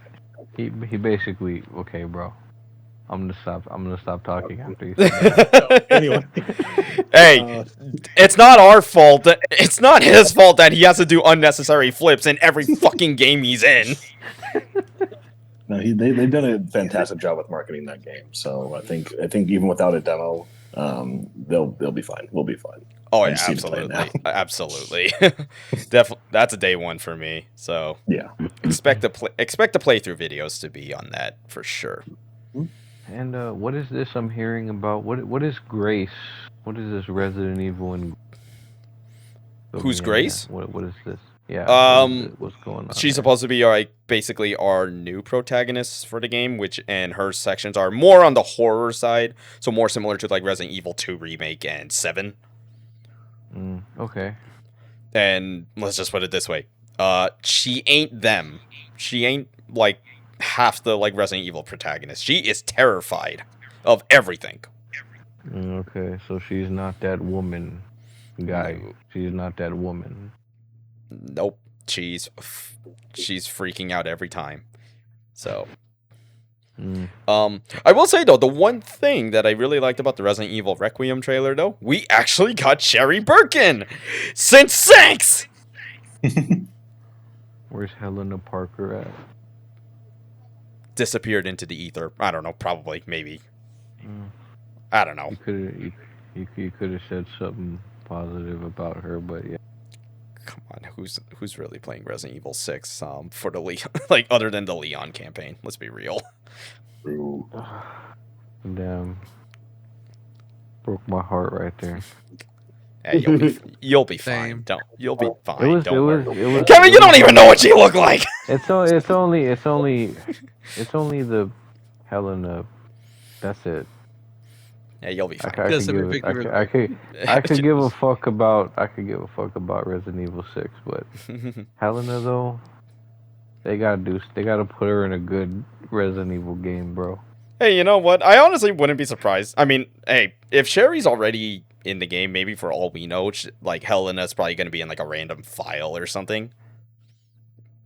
That could be that could just be one way to call it back, but who knows? Game comes out in about, it's gonna be 10 days soon. 2 weeks, so week and a half, yeah. Oof, about a week and a half. That got here real quick, actually. I know. I thought it was gonna take a lot longer, and I was like, "Holy fuck! It's actually not that far." When is it coming out? 27th. 27th. Yeah. Oof! I want to get it for me for my birthday. I'm already buying it for myself. All right, Gavin, go buy it. Right. I'm in the same boat with Jay, so sorry, buddy. I'm sorry. To get it. Yo, y'all fake as hell. What was that? Hold on. That was an What? interesting proposition, Kevin. What did Moving on. Well, we'll work something out. Talk about that after the show. How about that? All of a sudden, man. Talking about what now? We're talking about Don't worry. Trev chimes in. And then, yeah, like I said, Pragmata trailer. I do it twice just to get a copy for Gus. Okay. But and then of course Pragmata trailer. Fuck you, Trevor. Stop telling us that we're gonna be depressed by the end of that game. Oh, We will. 100%. No, like it's not even a question. The happy dad game about to be the saddest dad game of all time. And that's Did you know that child is dead? That is a dead android child. The Last of Us in space. yes, Oh, with dear charm. God. That's crazy as hell. But I'm excited for that game. Yeah. Pragmata comes out August 24th. Demo is still up if anybody wants to try it. Speaking of the demo, Gavin, how many drawings have you gotten since we last discussed about it? Or at least... I think I only got one more, so I got, what was it, 2, 3, 6, 7, 8, maybe? I hate myself for doing I that. think I got 2, 3, 6, 7, 8. Sorry, I wasn't looking because I knew someone was going to do it. I hate myself for doing that. I got PTSD from that. But I think it's number 8. Yeah, Or number 8, did I it? believe, is the most recent one you showed me, and you literally finished it in like 8 minutes or something. No, I got a different. Well, then maybe it wasn't number 8, but one of them you have to it was the elevator sequence.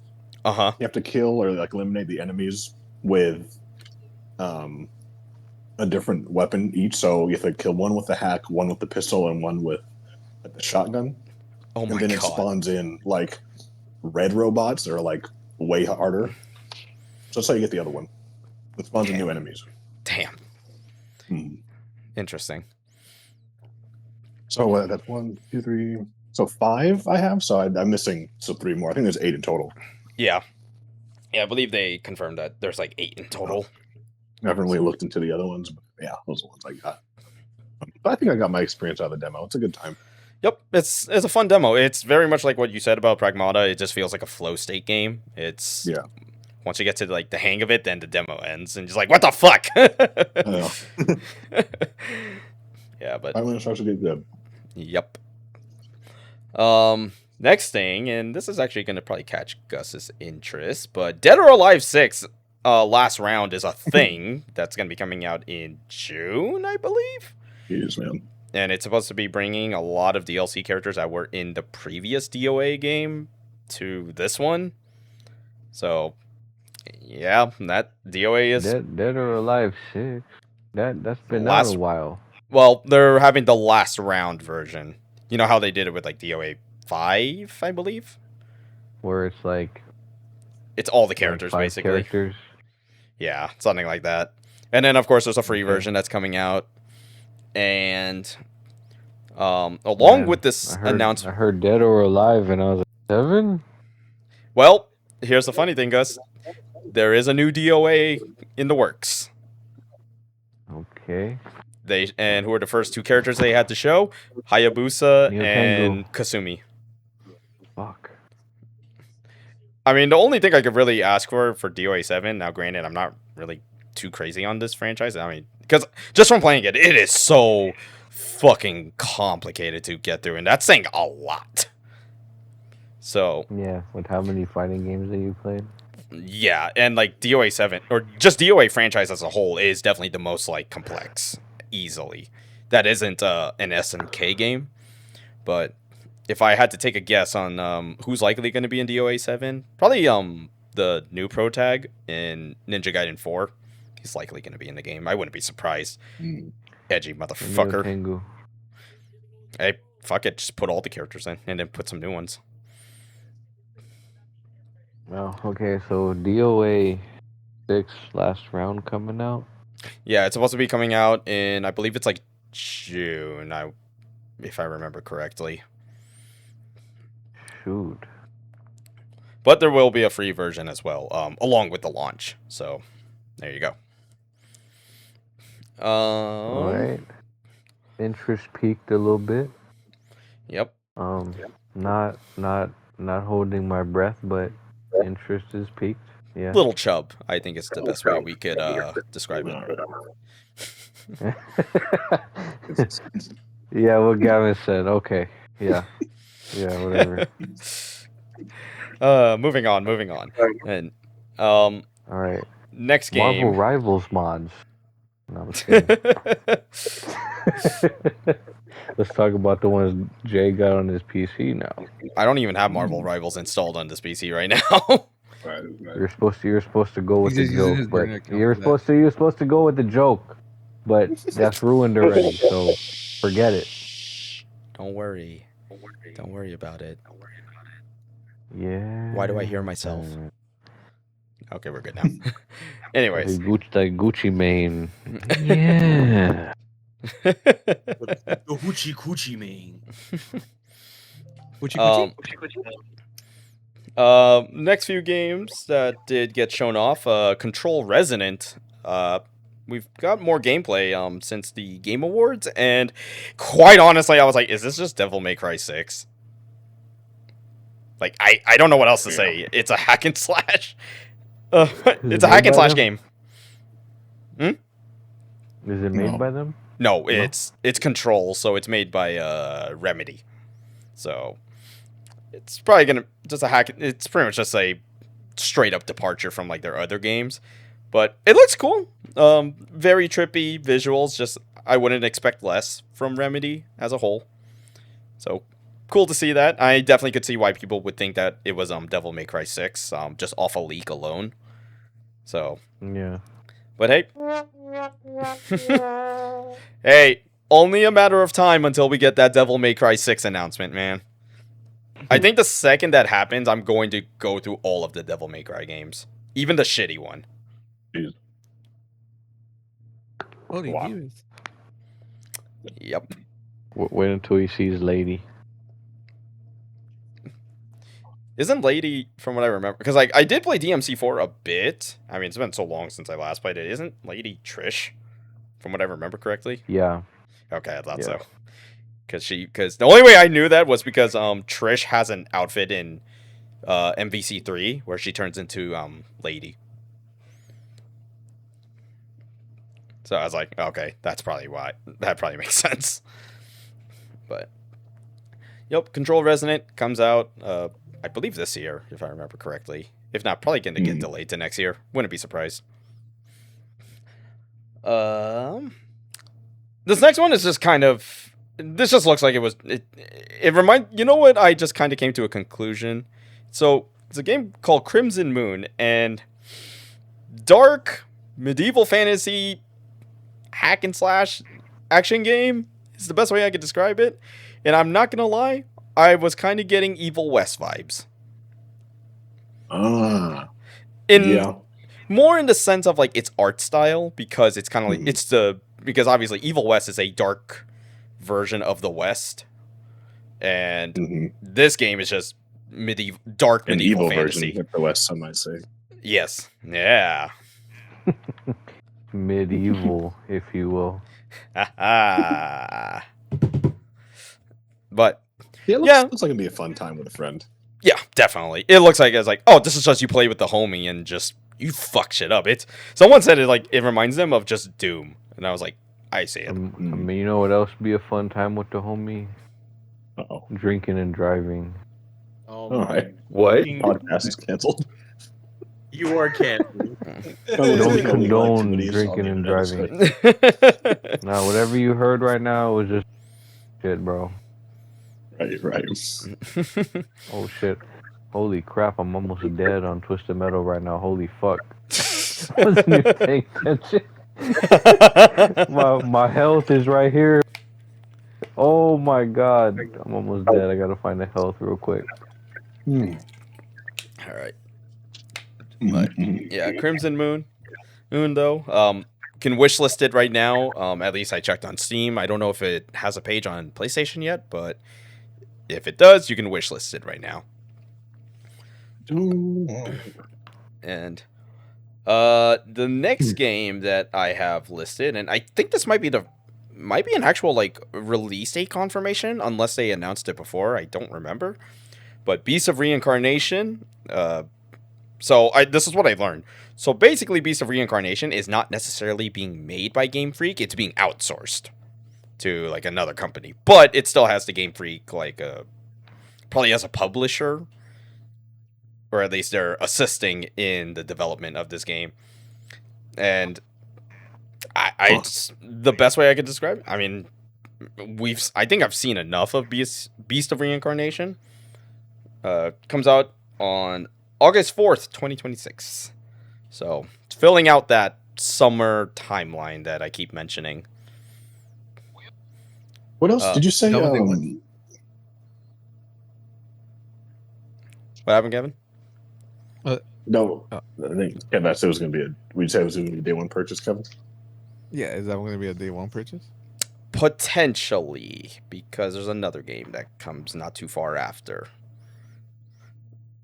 which we'll get into. We will get into. What game did you later. say was releasing in August? Beast of Reincarnation, the one that's being made. The one before? Yeah, you said something was releasing in August. Well, I will get to that game because it's like 2 days after Beast. I thought something else that you mentioned was releasing in August. Mm-mm. No? Oh, okay. Must have heard wrong. Okay, never mind. All good. Next one is just kind of sad because this is the only glimmer of hope that Ubisoft has right now. Rayman 30th anniversary is coming out. I think it actually dropped like literally as of the state of play in term for digital, but if you want a physical copy, comes out in June. Now, who is a Rayman fan in here? Yeah. Hey, Fuck, I you. died. That answers that question. No shame. As soon as he said that, I fucking got bumped into a fucking barrel that exploded and I died. That Ooh, timing. Rayman fan, boom. Fuck. Wow. But that's hilarious. I saw Was that. it a bump, or were you doing a bump? No, stop. Maybe Jeremy. I remember seeing that. It was really cool to see like the 30th anniversary for it. Yeah, because I remember I was hearing that supposedly there was something for Rayman that's supposed to be coming out like very soon, and it turns out it's basically the first game. And it's actually 5 versions of the first game, including the PS1 version with like modifiers that you could turn on, like infinite lives and other shit like that. And I believe like save states. So, hey, any of the Rayman fans, this one is for you guys. And who knows, maybe this gets Ubisoft out of its fucking gutter. I doubt it, but you know. Bro, that gutter is Jesus Christ. It's the Earth. It's at the Earth's core, basically. Yeah, literally. Hey, Oh, but they speaking announced of Solid safe Snake for Rainbow Six. Oh shit. Jeez. Yeah. Oh my god, what the fuck? That's a thing? No way. Apparently, it just got No, it. bitch. I didn't die yet. I thought I was dead. That's funny. But shit, Solid Snake and Call of Duty might as well be dead. Hey, I wouldn't be surprised if Call of Duty gets Solid Snake like soon, probably for their next game. Mm-hmm. But Yeah, they're trying to be so much like Call of Duty at this point, bro. It's like getting cringy. and Call of Duty is trying to be like Fortnite, which is just awful. Yes. All right, Oh god. let's step away from Ubisoft because I don't even think that. No, they don't even show up after that. Let's talk about Square Enix now and how they fumbling. I don't even. Square Enix didn't even show up on this one, which is. Oh, someone just died right now. Oh. I actually like a Square Enix game that no one kind of talks about. I don't know if you guys are familiar with the Hitman series. Nier Automata. Square Yeah, I Enix know made about that Hitman, one. or are they a publisher? They 'Cause made this mobile game of like Hitman, and it's really cool. It's definitely not the same. It's like playing chess or like checkers. Like you gotta like kill your opponent in certain like game board moves, and it's really cool. RTS. Fuck. Turn-based. Yeah, there you go. Sorry. Yeah, I really liked it a lot. It passes the time, and there is some strategy required and a bit of time it takes, and if you really give up, you could just YouTube everything. Yeah, you'd bring up Square Enix. I like them and that game. Anyway, continuing. Ow, that actually fucking hurt my head holding that. Ow, shit. You good there, pal? The fact that you mentioned Square Enix and mobile game gave me an aneurysm. That's all I'm gonna say. Ah. I don't care what anyone says. That mobile game fucking market, that's some BS. That's what I call it. At that point, go buy a fucking Switch or a Steam Deck if they're available. So, Just my opinion. Just all. So I would definitely say this is a highlight of the state of play. Project Winless. The best way I can describe this game is... How do I put this, Oh, yeah. How do I was I... like, wait, what is that? And I looked it up right. Like, how do I, do I go obscene with what I'm about to say about this game? Yeah. God of Cock. Yeah. Okay, well, maybe not. Damn. Okay. So, if that's the first thing that came to mind, I um, guess.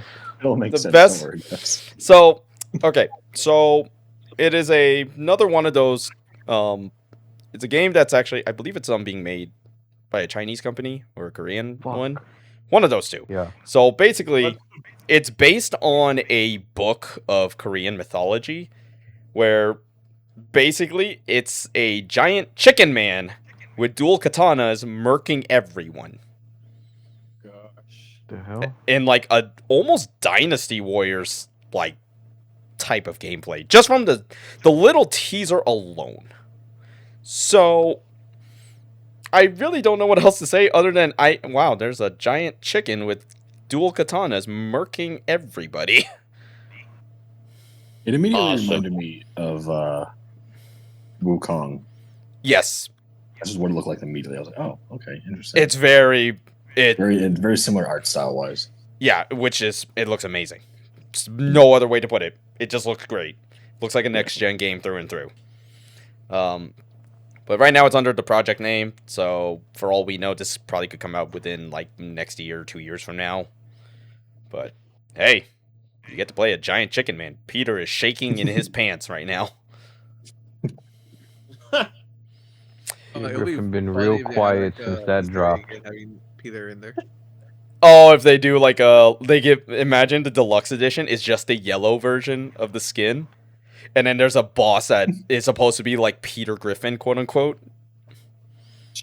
That'll be awesome. Fuck it, why I not? don't think the Koreans are going to be into that, but maybe, who knows. Yeah, because apparently this is supposed to, according to like what people are saying, those chicken people are an actual like species in like that book.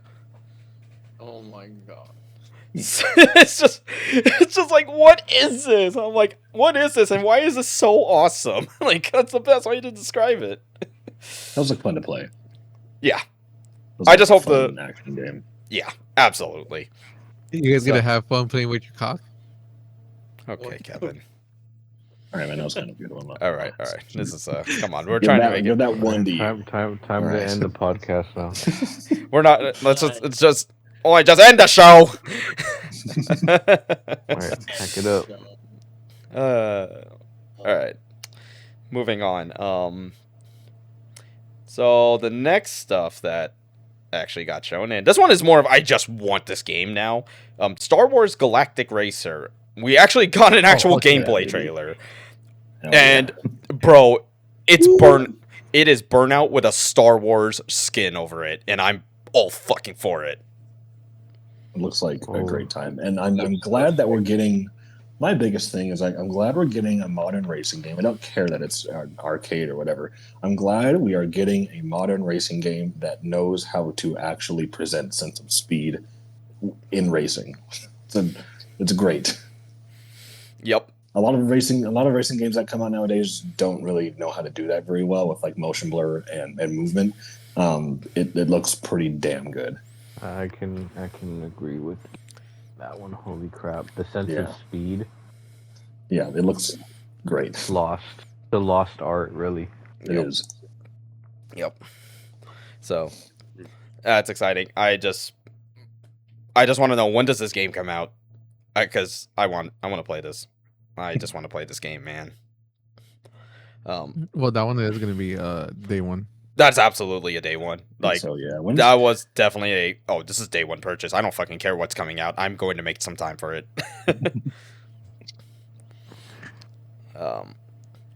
And then they actually, at like the end of the trailer for Galactic Racer, they did show like a little bit of like a episode 1 like character, during the pod racing. I don't Yeah. fucking know his name, but I've seen him.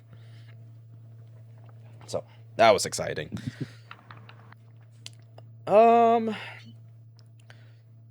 Next trailer, just more 007 First Light. It definitely looks like it got better since that first trailer. So it's just more 007 game. Holy shit. And here's the thing, Gus. Like, I actually don't even know if I told you. This is a 007 game that's being made by the Hitman Studios. Oh, okay. And it's a prequel. It's an origin story for 007. Does it say where it picked up from or where it picks up? I don't think it really Or specified specifically. At Well, least if not it's to my an knowledge. origin story, it's probably going to be based back in the 60s, if anything. I don't know. Most It looks likely. more original, like an original Yeah. story. Yeah. The Sean Connery joints.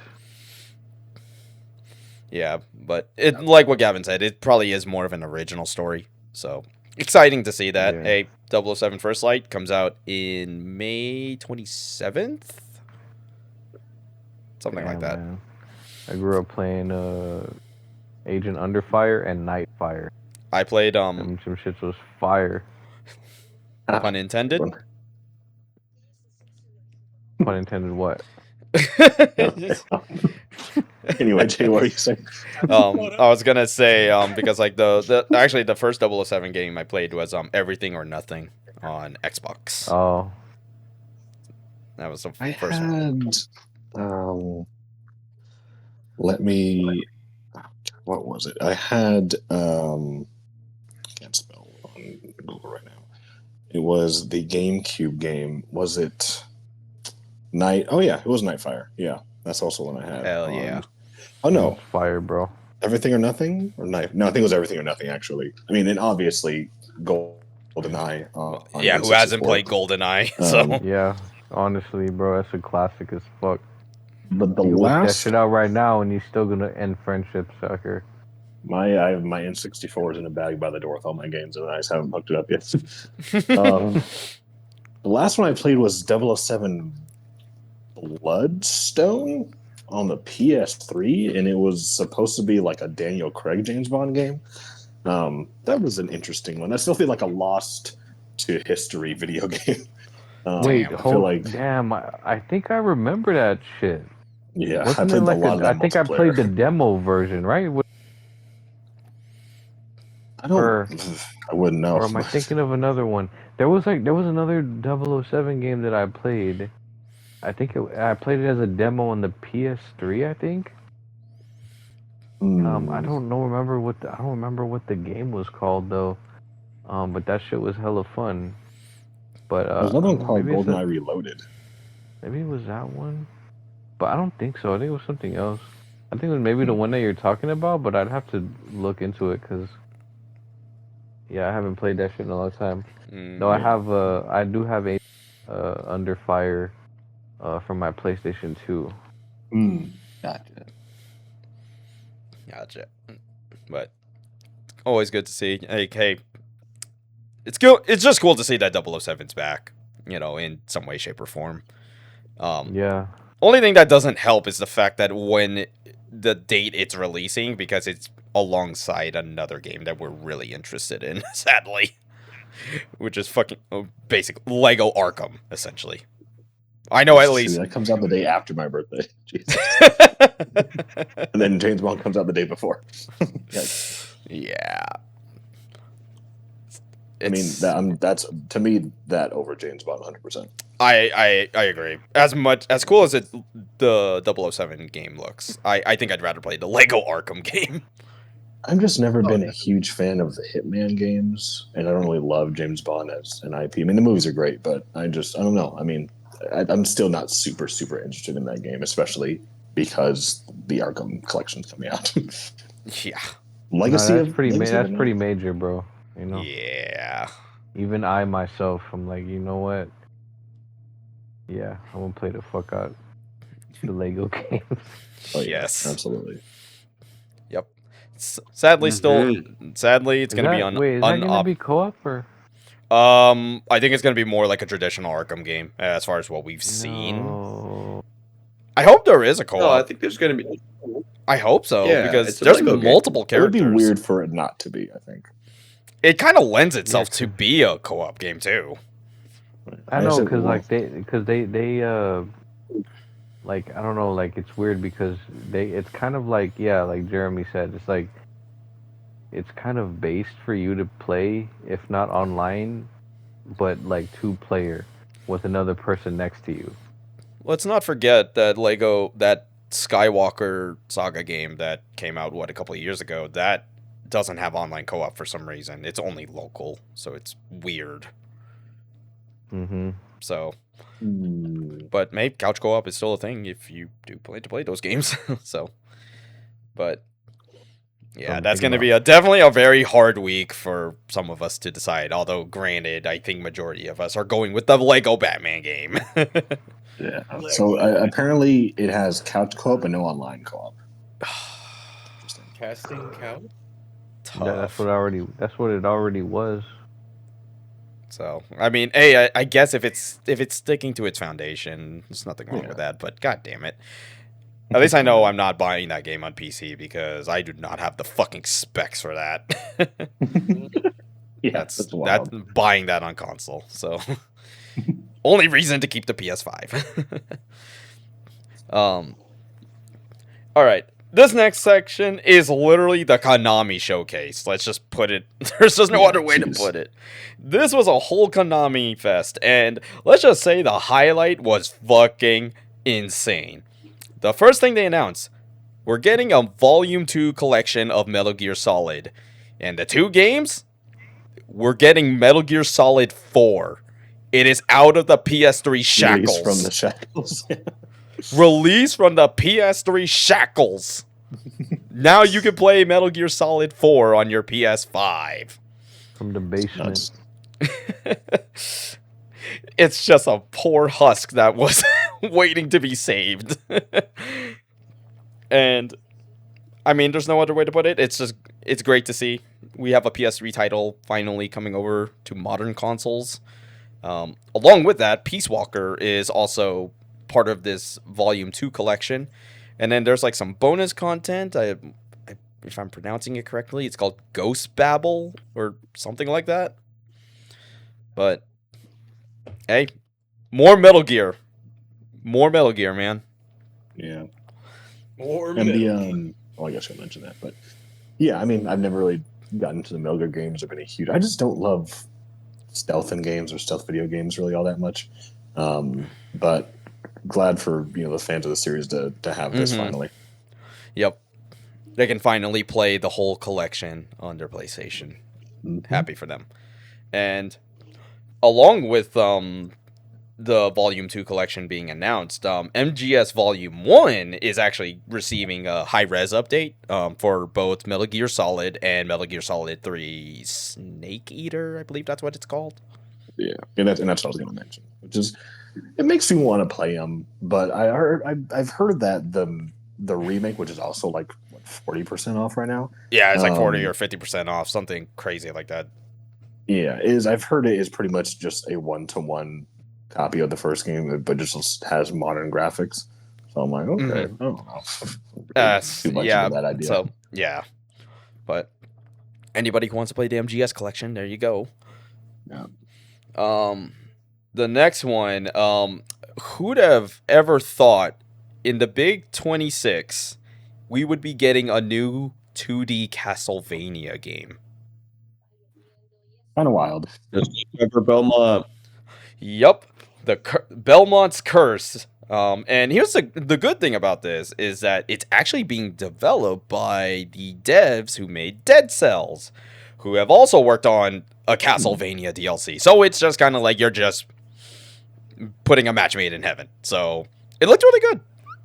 Who also did Ragebound, no? Or am I thinking of somebody else? I believe that's Dotemu, who did Absalom and not Rivals, Cosmic Invasion.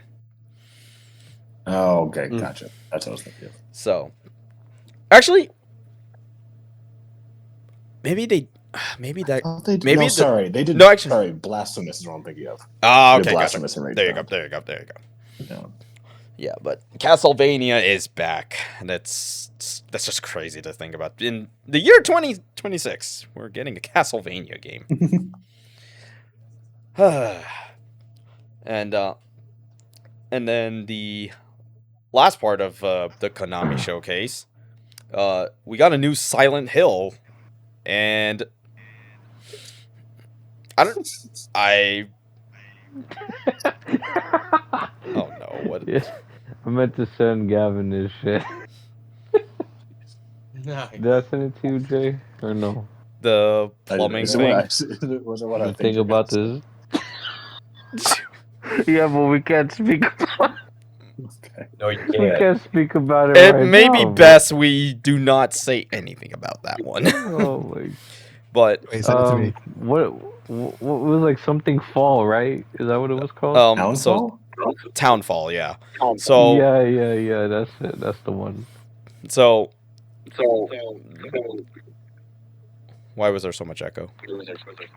Crazy echo. I'm trying to see who is echoing. Trev. But before we get onto that, I thought you were gonna kind of branch off, and even though it doesn't apply to us because we're in the U.S., but I thought you were gonna be like, who would have thought in the big 2026 that you could lease a PS5? Oh Jesus Christ! Fucking I was like, wow. I think that's a sign of how bad the times have become now in terms of economy. Dude, you That's could like rent some fucking sort of laptops. Oh my God, that's a thing already here. Apparently, HP is already doing it. Yikes. Oh wait a minute. No, actually, you have heard kind of, I guess, callbacks, if you will, to that. Yeah. Yeah. throwbacks. I thought it was just a joke, but damn, it's a thing now. Fuck. Yep. But anyways, to get back to Silent Hill, I'm excited. I haven't Fall. I mean, in the fact that it's a first-person Silent Hill, I was like, all right, I'm all for this, and it's a claustrophobic game. Interesting. Fuck yeah. It's first person, isn't it? Yep, it's a first-person game, so it makes sense. You want a really claustrophobic game? Make it first-person. And the funny thing that podcast I listened to. Sorry, go ahead. Continue, Jeremy. I'm sorry. A funny thing that I saw that someone said they thought that this was condemned, and I was like, I could see it. Oh man, that would have been amazing. I've been waiting for a Condemned remake. I want to play that game so badly.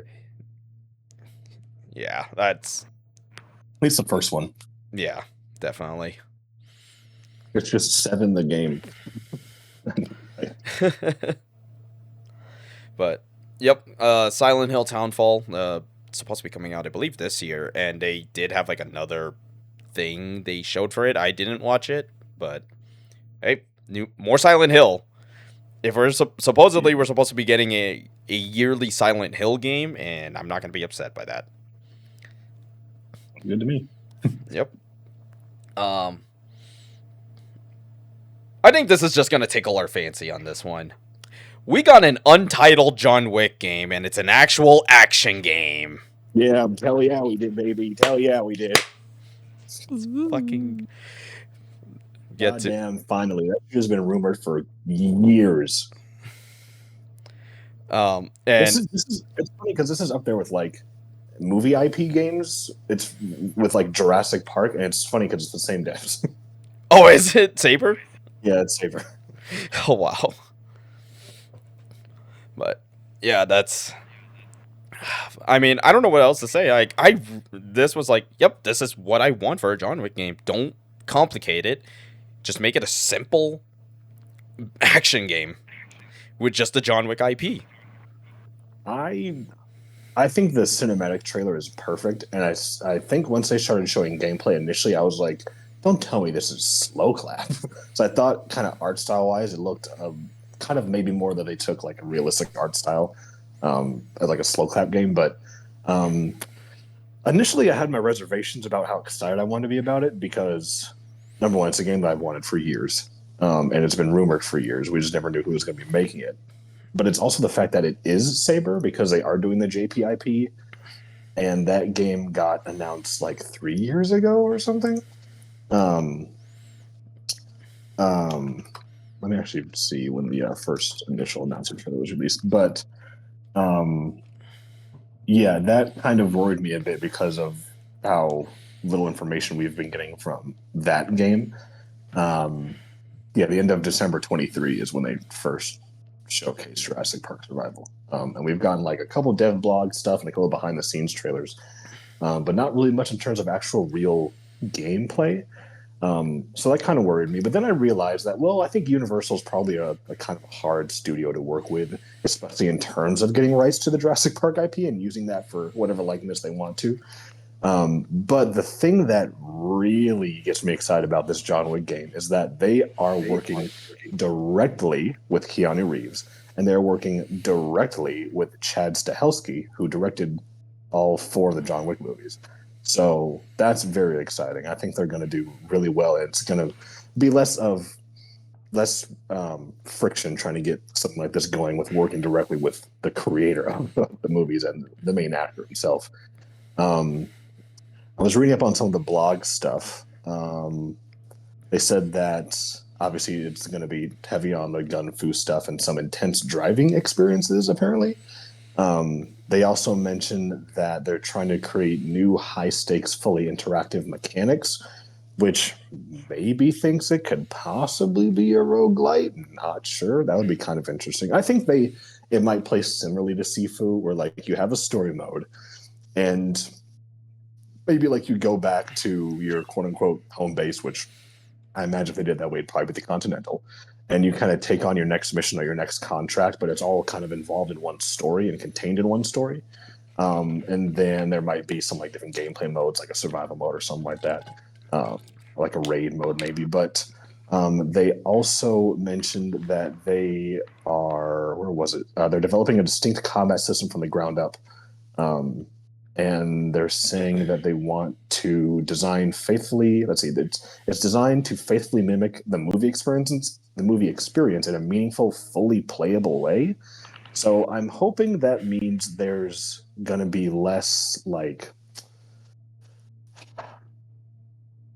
set animations for things to play out where you just kind of press a prompt and things happen. I want this to be as like interactive and like input heavy as possible to be as immersive as possible. I hope it's not just press button and get cool thing, because that's not the most fun thing in the world. I feel like when you watch games like Sifu, the player is pressing every button on screen that the playable character is doing. And that's kind of what I also want for this game. But I'm very interested to see what kind of mechanics and what kind of gameplay loop and what kind of game it's going to be. I mean, I'm 99% sure it's going to be a single player action game, which is no problem with that. But I think working directly with the director and Keanu himself, I feel like this not has to succeed, but I think it has very high probability of succeeding. And this is like my new. I don't even know if it's going to come out this year. I highly this is doubt definitely that. up there with with my anticipated games of this generation now. I'm gonna take a guess. The earliest it could probably drop is probably the tail end of next year. That is my earliest guess. Yeah. But likely a 2028 title. So long to wait. But I mean, it's definitely made me want to rewatch some movies again. And I just saw that available for pre-order releasing next month is the actual John Wick 5 film collection with Ballerina. It doesn't look like they're making a 4K copy of it, but it is going to be available on Blu-ray. So I mean, I guess I'm interested in buying that. I don't know if it would be better just to buy like the John Wick film collection in 4K and then just wait for a standalone Ballerina in 4K, or just to get the Blu-ray version of all 5. I think right now it's on Amazon for like $50. I think it actually might be cheaper to get them separately, especially if I want to do the 4K ones. But yeah, I'm very excited. I would want to rewatch. I want to rewatch those movies now because I never got around to finishing the 4th one. But very, very good, very well-directed action movies. Yeah. Honestly, you just said it best. Like, this is like me just learning now that they're working closely with Keanu and Stileski. It's great. Yeah. And It's crazy too because now this is this is like Keanu's like second game now being a part of. How did you think about it? Because he was Johnny Silverhand. Fourth, maybe? What were the other two? Because I know The Matrix games? Oh yeah, And that's regardless, right. I mean, I was about to say that Matrix games too. if you remember the Matrix, what was that, the Reloaded Unreal Yes. Engine demo thing? Yeah. God. That's right. And then, but hey, it's good to see that. It's like, oh my god, I actually get to play Keanu. And You're great. Well, this Keanu is in 4, right? But John Wick is in 4 anyway. Oh wait, he was in Secret Level. I don't know if he was involved in it or if they just CG'd him. I don't know he was in Secret Level, that Amazon video game show. I honestly keep forgetting that's a thing. Yeah, me too. But yeah, very, very, very, very excited for this. It's supposed to. Well, I thought it was gonna. By the looks of the trailer, it was gonna maybe take place between like 2 and 3. This takes place before the events of the first movie, so it's more or less an original story. But it's like John Wick in his prime. So that's very exciting. God damn, his prime. Yeah. I don't remember. It says it somewhere in here, but yeah, it takes place before. Yeah, it's an original gameplay narrative that addresses a significant time in John Wick's life. So yeah, I think they said it was going to take place before the events of the movies. So they're likely going to probably like add lore to like some of the characters that he interacts with. That's for sure.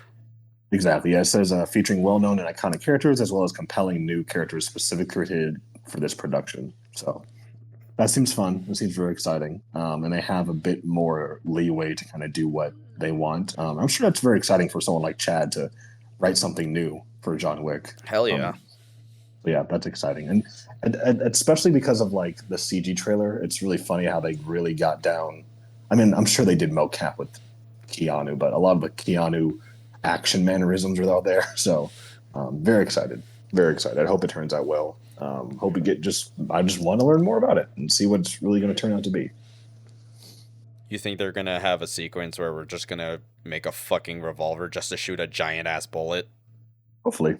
A lot of people are saying we're finally going to get to, they might have the pencil scene where, I think in the first movie they said he killed somebody with a pencil. Yeah, exactly. So maybe watch that be the opening.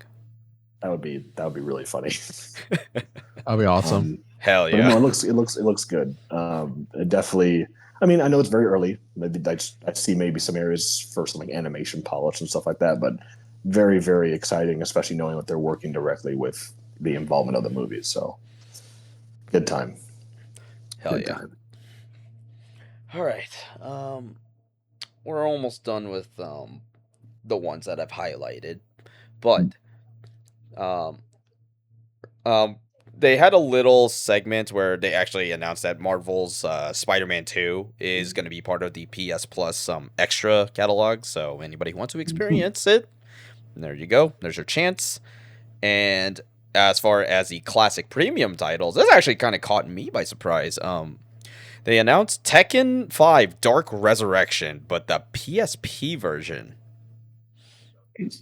So here's the thing about Dark Resurrection. That's actually the first Tekken game I got kind of into, surprisingly. So I was like, I'm probably gonna buy this day one. I'll just try it, see how it is. The only thing that kind of has me a little concerned, and it's like definitely more of a in terms of can you play this locally, because this is a PSP game. So that's a little bit of a question mark for me for that. But it's definitely a game I'm probably going to play once it releases sometime next month. And then another one that caught me by surprise, the very first Time Crisis. Yeah. That was a shocker. I was like, Time Crisis. I was like, holy. That got me really excited. At the same time, I've heard that they had a really rough time with getting it to work with like Joy-Con, so I have no idea how it's going to play on a controller. But still cool nonetheless. Likely, it's probably going to be more easy. It's probably more catered to just like standard controller play. because I mean we don't have any peripheral peripherals for PS5 that has like motion or something like that outside of gyro, but that's really it. Yeah, unfortunately. Yeah. They should make a light gun for this.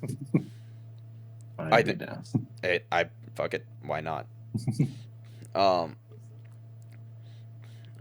So the other ones that I have marked down here. So funny enough, once again to connect the fighting game episode that we had like a few weeks ago. Well, we got info on Marvel Tokon finally. Number one being that it looks like they're making actual changes to the game that people were kind of concerned about. Mostly like tagging not feeling consistent, feeling very slow. And we got characters. We actually got characters for Marvel Tokon, and now it explains why is there only 20 characters at the launch. Because from what it sounds like, it's full-on teams. So similar to kind of like how KOF does it, where they have like Team Fatal Fury, Team Sam Show, shit like that. So the first thing they show is Team Unbreakable X-Men. Obviously, Storm is the point character because she's already been revealed. And who gets announced? For starters, Magic. This is and it's funny because this kind of comes like days before Magic gets announced for Fortnite. So this is her second game representation, as far as I'm aware, outside of Rivals. And yeah, Magic looks cool. I dig it. And then the next character, you gotta, if you're talking X-Men, you gotta have Wolverine. And of course, Steve Blum doing the English voice. Most important part right there. It's classic X-Men right there. And then this one was probably like the "who the fuck are you" response I had. Danger. And to sum up Danger, she's the Danger Room. As a robot. Pretty unique Trevor? concept. I don't even know if he's there to see you. It is. So, can you explain what the hell is a Danger in X-Men? A Danger? So, because we're talking about Tokon, and the three characters that got shown are Magic, Wolverine, and Danger. And apparently, this is the Danger Room personified.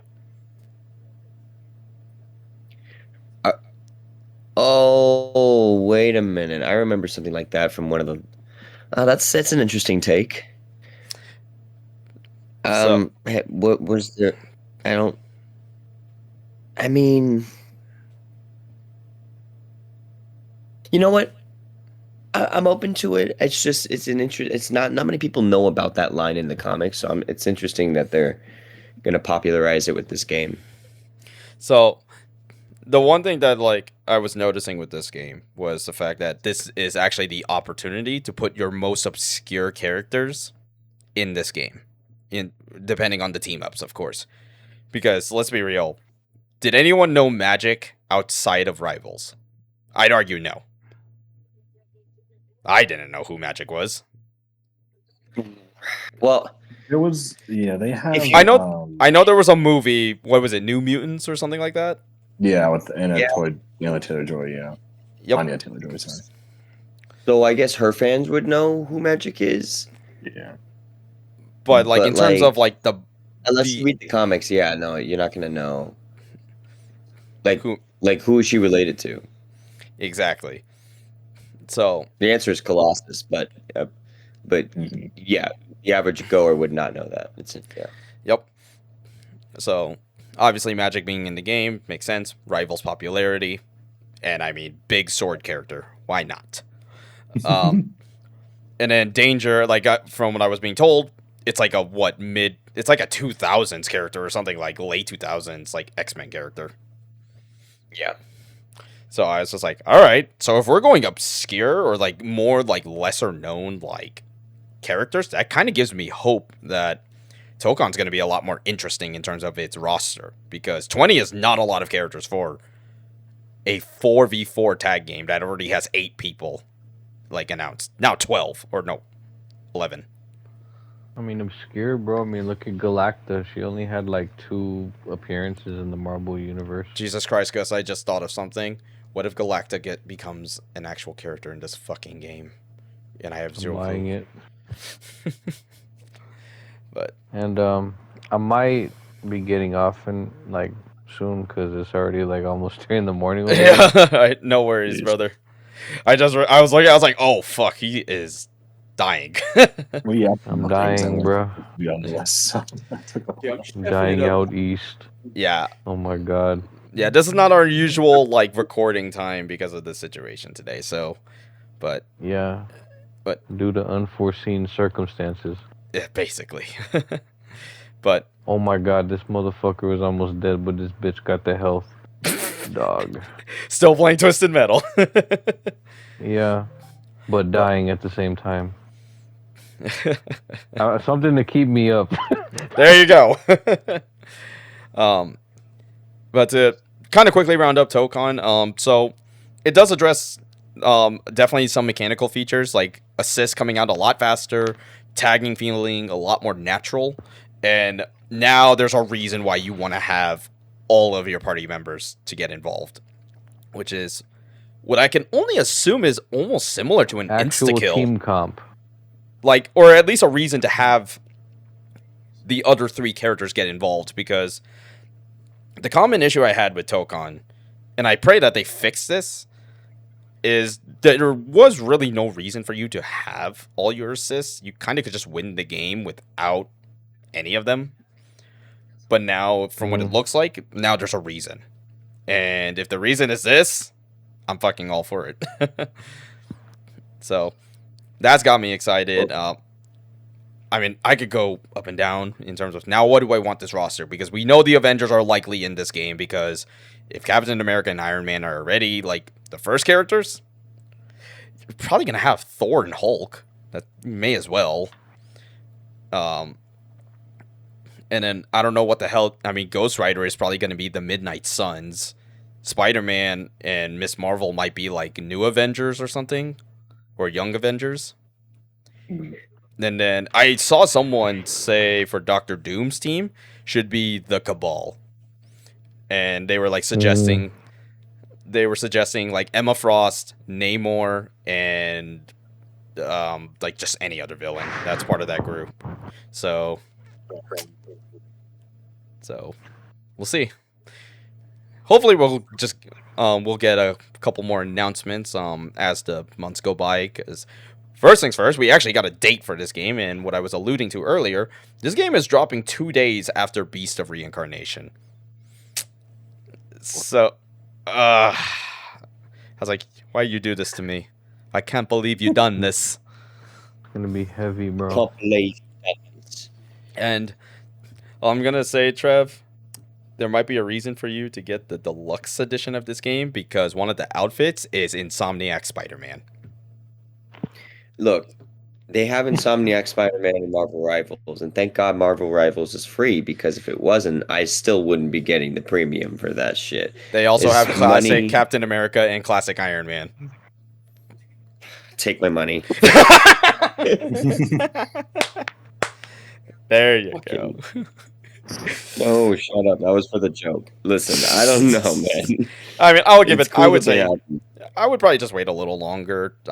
I just hope the one thing they address is the auto combos being a little too strong in this game. That's all I hope. But hopefully they have an open beta like sometime soon, like maybe during the summer. They'll have something, or even just like a flat demo. If they have that, cool. Yeah, that would be nice.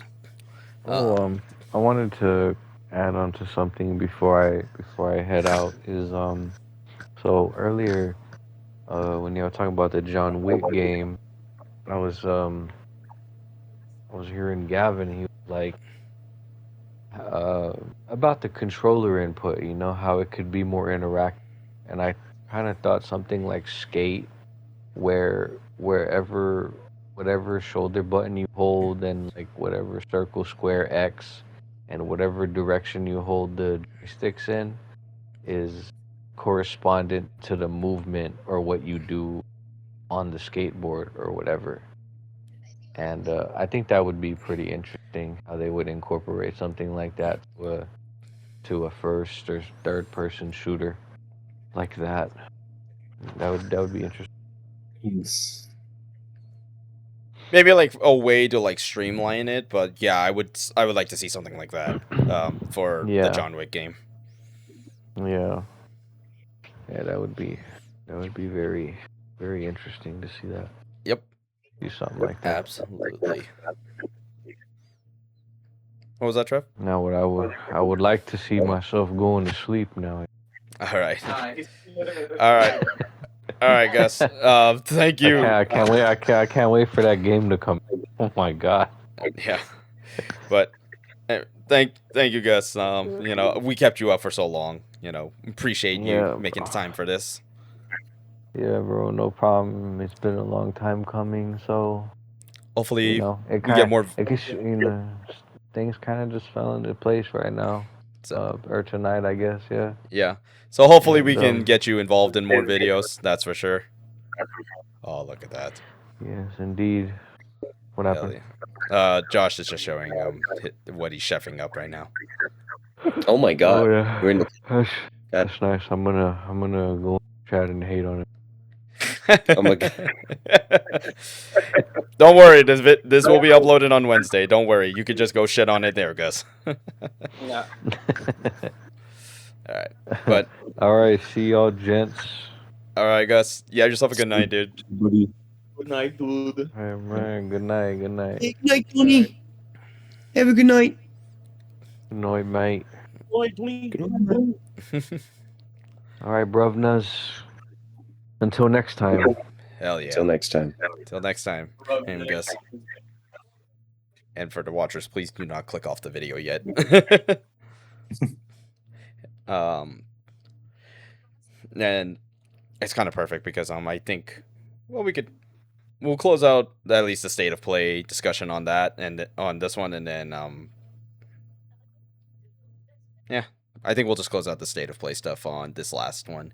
So the biggest closeout for the state of play, God of War.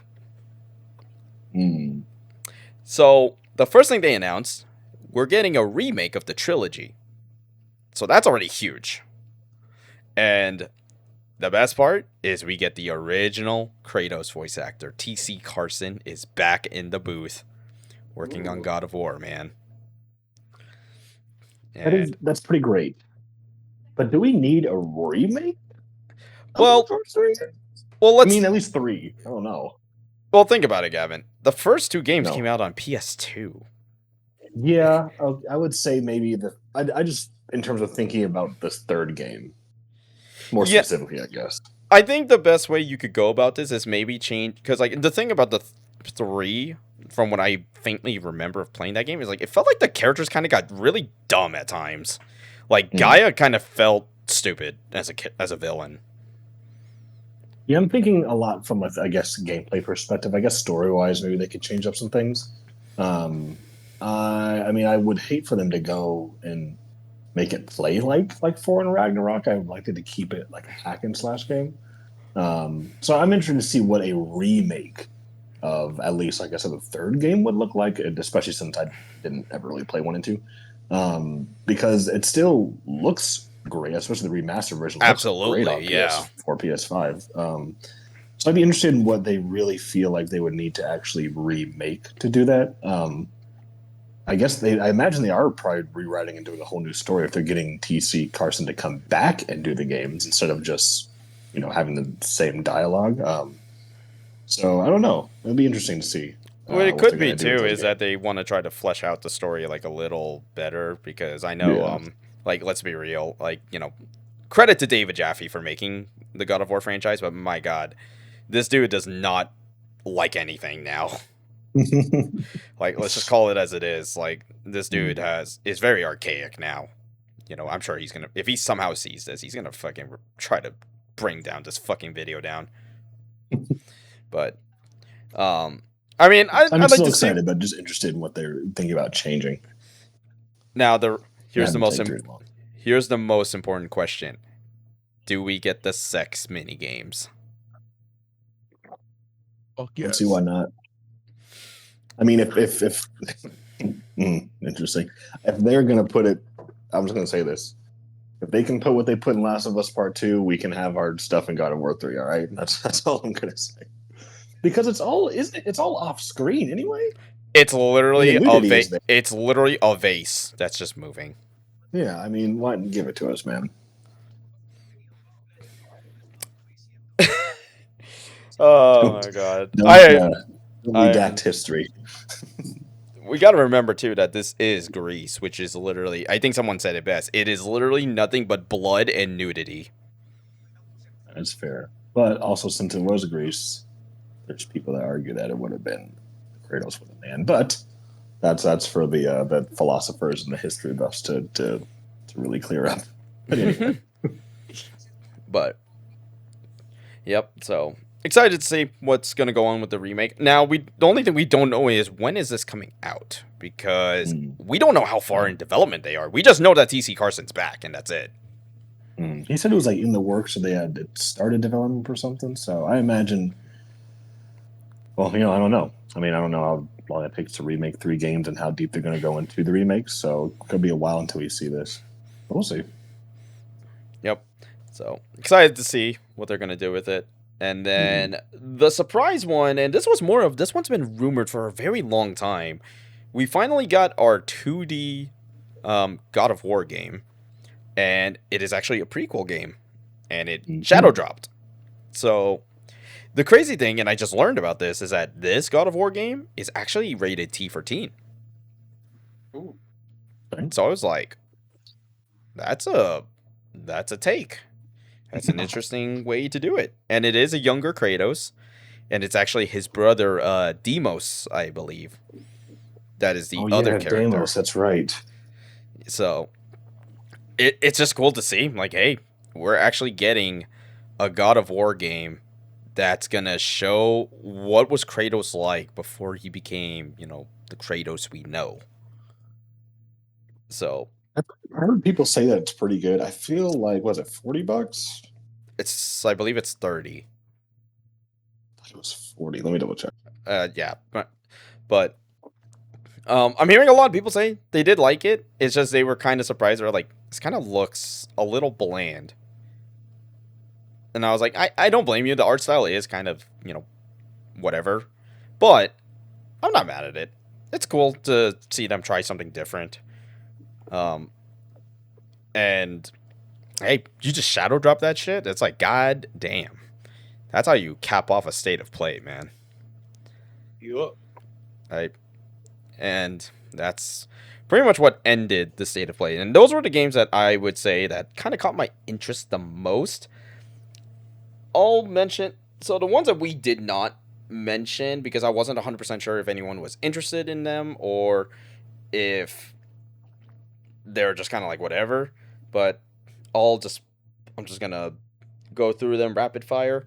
Legacy of Kain Defiance Remastered. I think it's just that game. Like it said, it's remastered, and apparently there's some like lost levels that got added to the game. So any of the Legacy of Kain fans, that's there for you. Ooh. Yeah. Brigandine Abyss, which apparently is like a PS1 like RPG or something like that. So I was just like, okay, that's something. But that's also got announced. Mina the Hollower demo. So this is actually made by the people who did Shovel Knight, and it just looks like it's pretty much like a love letter to the Legend of Zelda games back then. So that's cool to see. The next one, Neva Prologue, which is just a prequel game to Neva, and I think that's actually coming out on PS Plus Extra, like probably like tomorrow or something like that. Is it Neva or is it Neva? I believe it's Neva. I could be wrong. It could be Neva. Maybe it was a joke that was Neva. But yeah, that got announced. This one, I saw it again and I was like, okay, this is kind of interesting, but it's also kind of weird. Yako Shinobi Ops.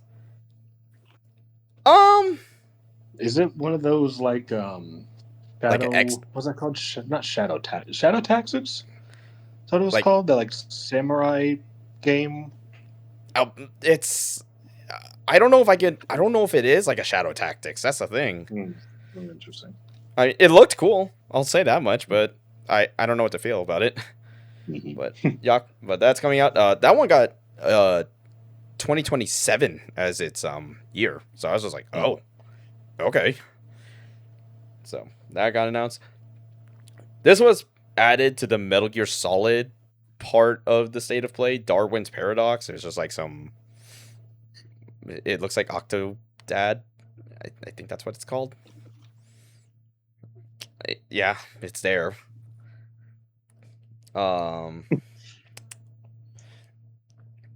This one was also a part of Konami. It's actually a new game from Konami. When the more I watched it, I was like, okay, I'm getting a little interested, but I'm not sure if I'm feeling it yet. Rev Noir. It's just an anime hack and slash RPG, something like that. Looks interesting. I think the more I looked at it, I was like, okay, this is kind of looking like it's a little better. So it's cool to see that. That's hey, potentially Konami's back. That's all I could say about that. Then the last two, they announced they had a spot for Marathon, and it's supposed to be having an open beta like end of this month, right? Something like that. I am not even remotely following that game. Is that Shroud's game? No. That's what was his game that he was working on? Spectre Divide. Oh, right. Kevin and I tried it, and it was whatever. Yeah, I don't really have very high hopes for Marathon at all. I mean, it could be cool to play. I don't know. I'm not really interested in that.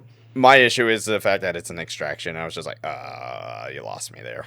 Oh, I thought it was a like a BR kind of. It's an extraction shooter? Yep.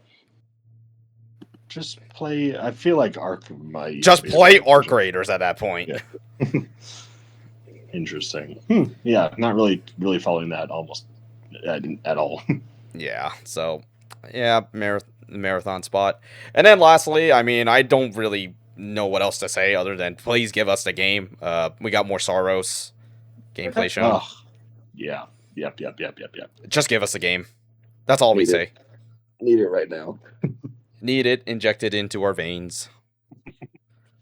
Yeah, there's some really interesting stuff with the gameplay and the upgrade system and things like that. So, very excited for that. Returnal still stands as one of my top favorite, if not maybe my top favorite game of this console generation, along with RE4 Remake. So, that game is pretty amazing, and the sequel just looks better.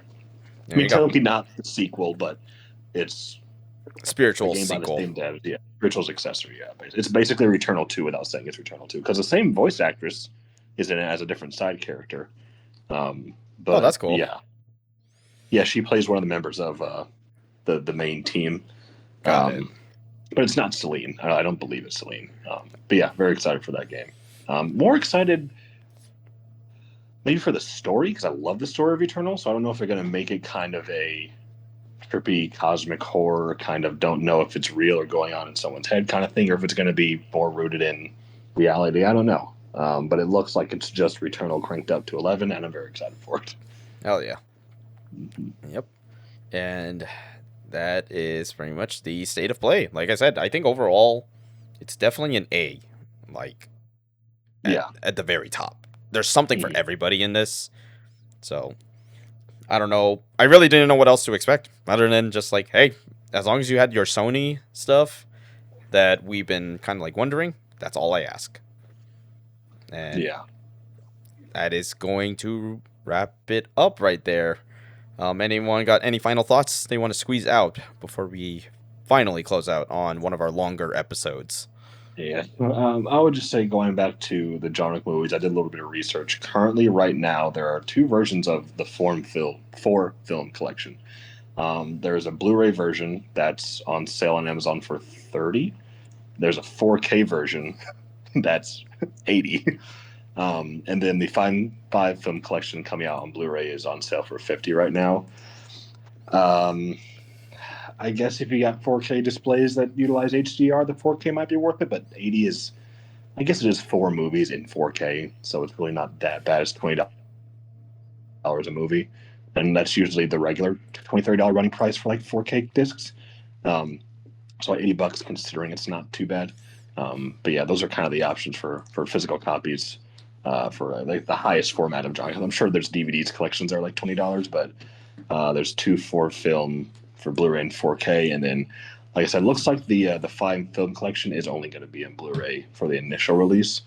But you can buy all of them separately as well too. So those exist and they're out there. Awesome. One physical versions of those movies, which I think they're all on streaming on HBO. So if you also want to do that, that's another option as well too.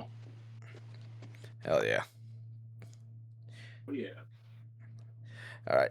And I think on that note, we will go ahead. We'll wrap up the episode. Thank you guys for watching a very long episode, but a very fun episode Yeah. with like the pretty much packed cast that we had. I guess first things So much first. happened. So much. I know. I was like, it was a lot. It was a lot. I don't know if next week is going to Absolutely. compare, but we shall see. But until then, first things first. Trevor, where can everyone find you? On Instagram at PJ_DYNO. And if you're in the Burbank area or LA, you want to catch a good show, come watch Reefer Madness at Wisteria Theater. Go to wisteriatheater.com to check out our season. Shout us out on Instagram as well, same at as well. And yeah, stay tuned. I'll be putting out more information on that on my personal Instagram as well. Hell Are yeah. the show dates online already? I don't know about that, but I do know that we open April 10th and go through May 10th. So Oh wow, okay. yeah, so we're going to be toward the spring for us. Hell I yeah. will be there. There you go. Perfection. Perfect. And then, our chef over here. Where can everyone find you, Josh? At RDYRMND, read your mind for music, for laughs, for cool IG stuff, good vibes, future projects, amazement, beauty. Yeah. and Gavin will probably be hiding in the shadows like Batman. Exactly. I am vengeance. Sorry. All good. All good. And then to round it out, Kevin. You guys can find me at All Demon. I have no when I'm gonna be uploading again, to be honest. Hey, only a matter of time, man. It's only a matter of time. But when he does, follow him at Ultdemon. All right. And then I am your host, Zero Requiem 14, and the host of the most unprofessional professional podcast in the YouTube space. And you can find me on this very YouTube channel, Instagram, Twitch when I do get that back up. I am looking to get back on streaming. I'm hoping Friday at the very least. That's what I'm thinking of doing. And hopefully I could sprinkle a couple videos if any big news happens between then and the next podcast. But until then, thank you guys for sitting through a near 3-hour podcast episode. We will see you guys. Very tired. I'm very tired, and I'm still going to be gaming. Until then, thank you guys for watching. We'll see you next time. Bye.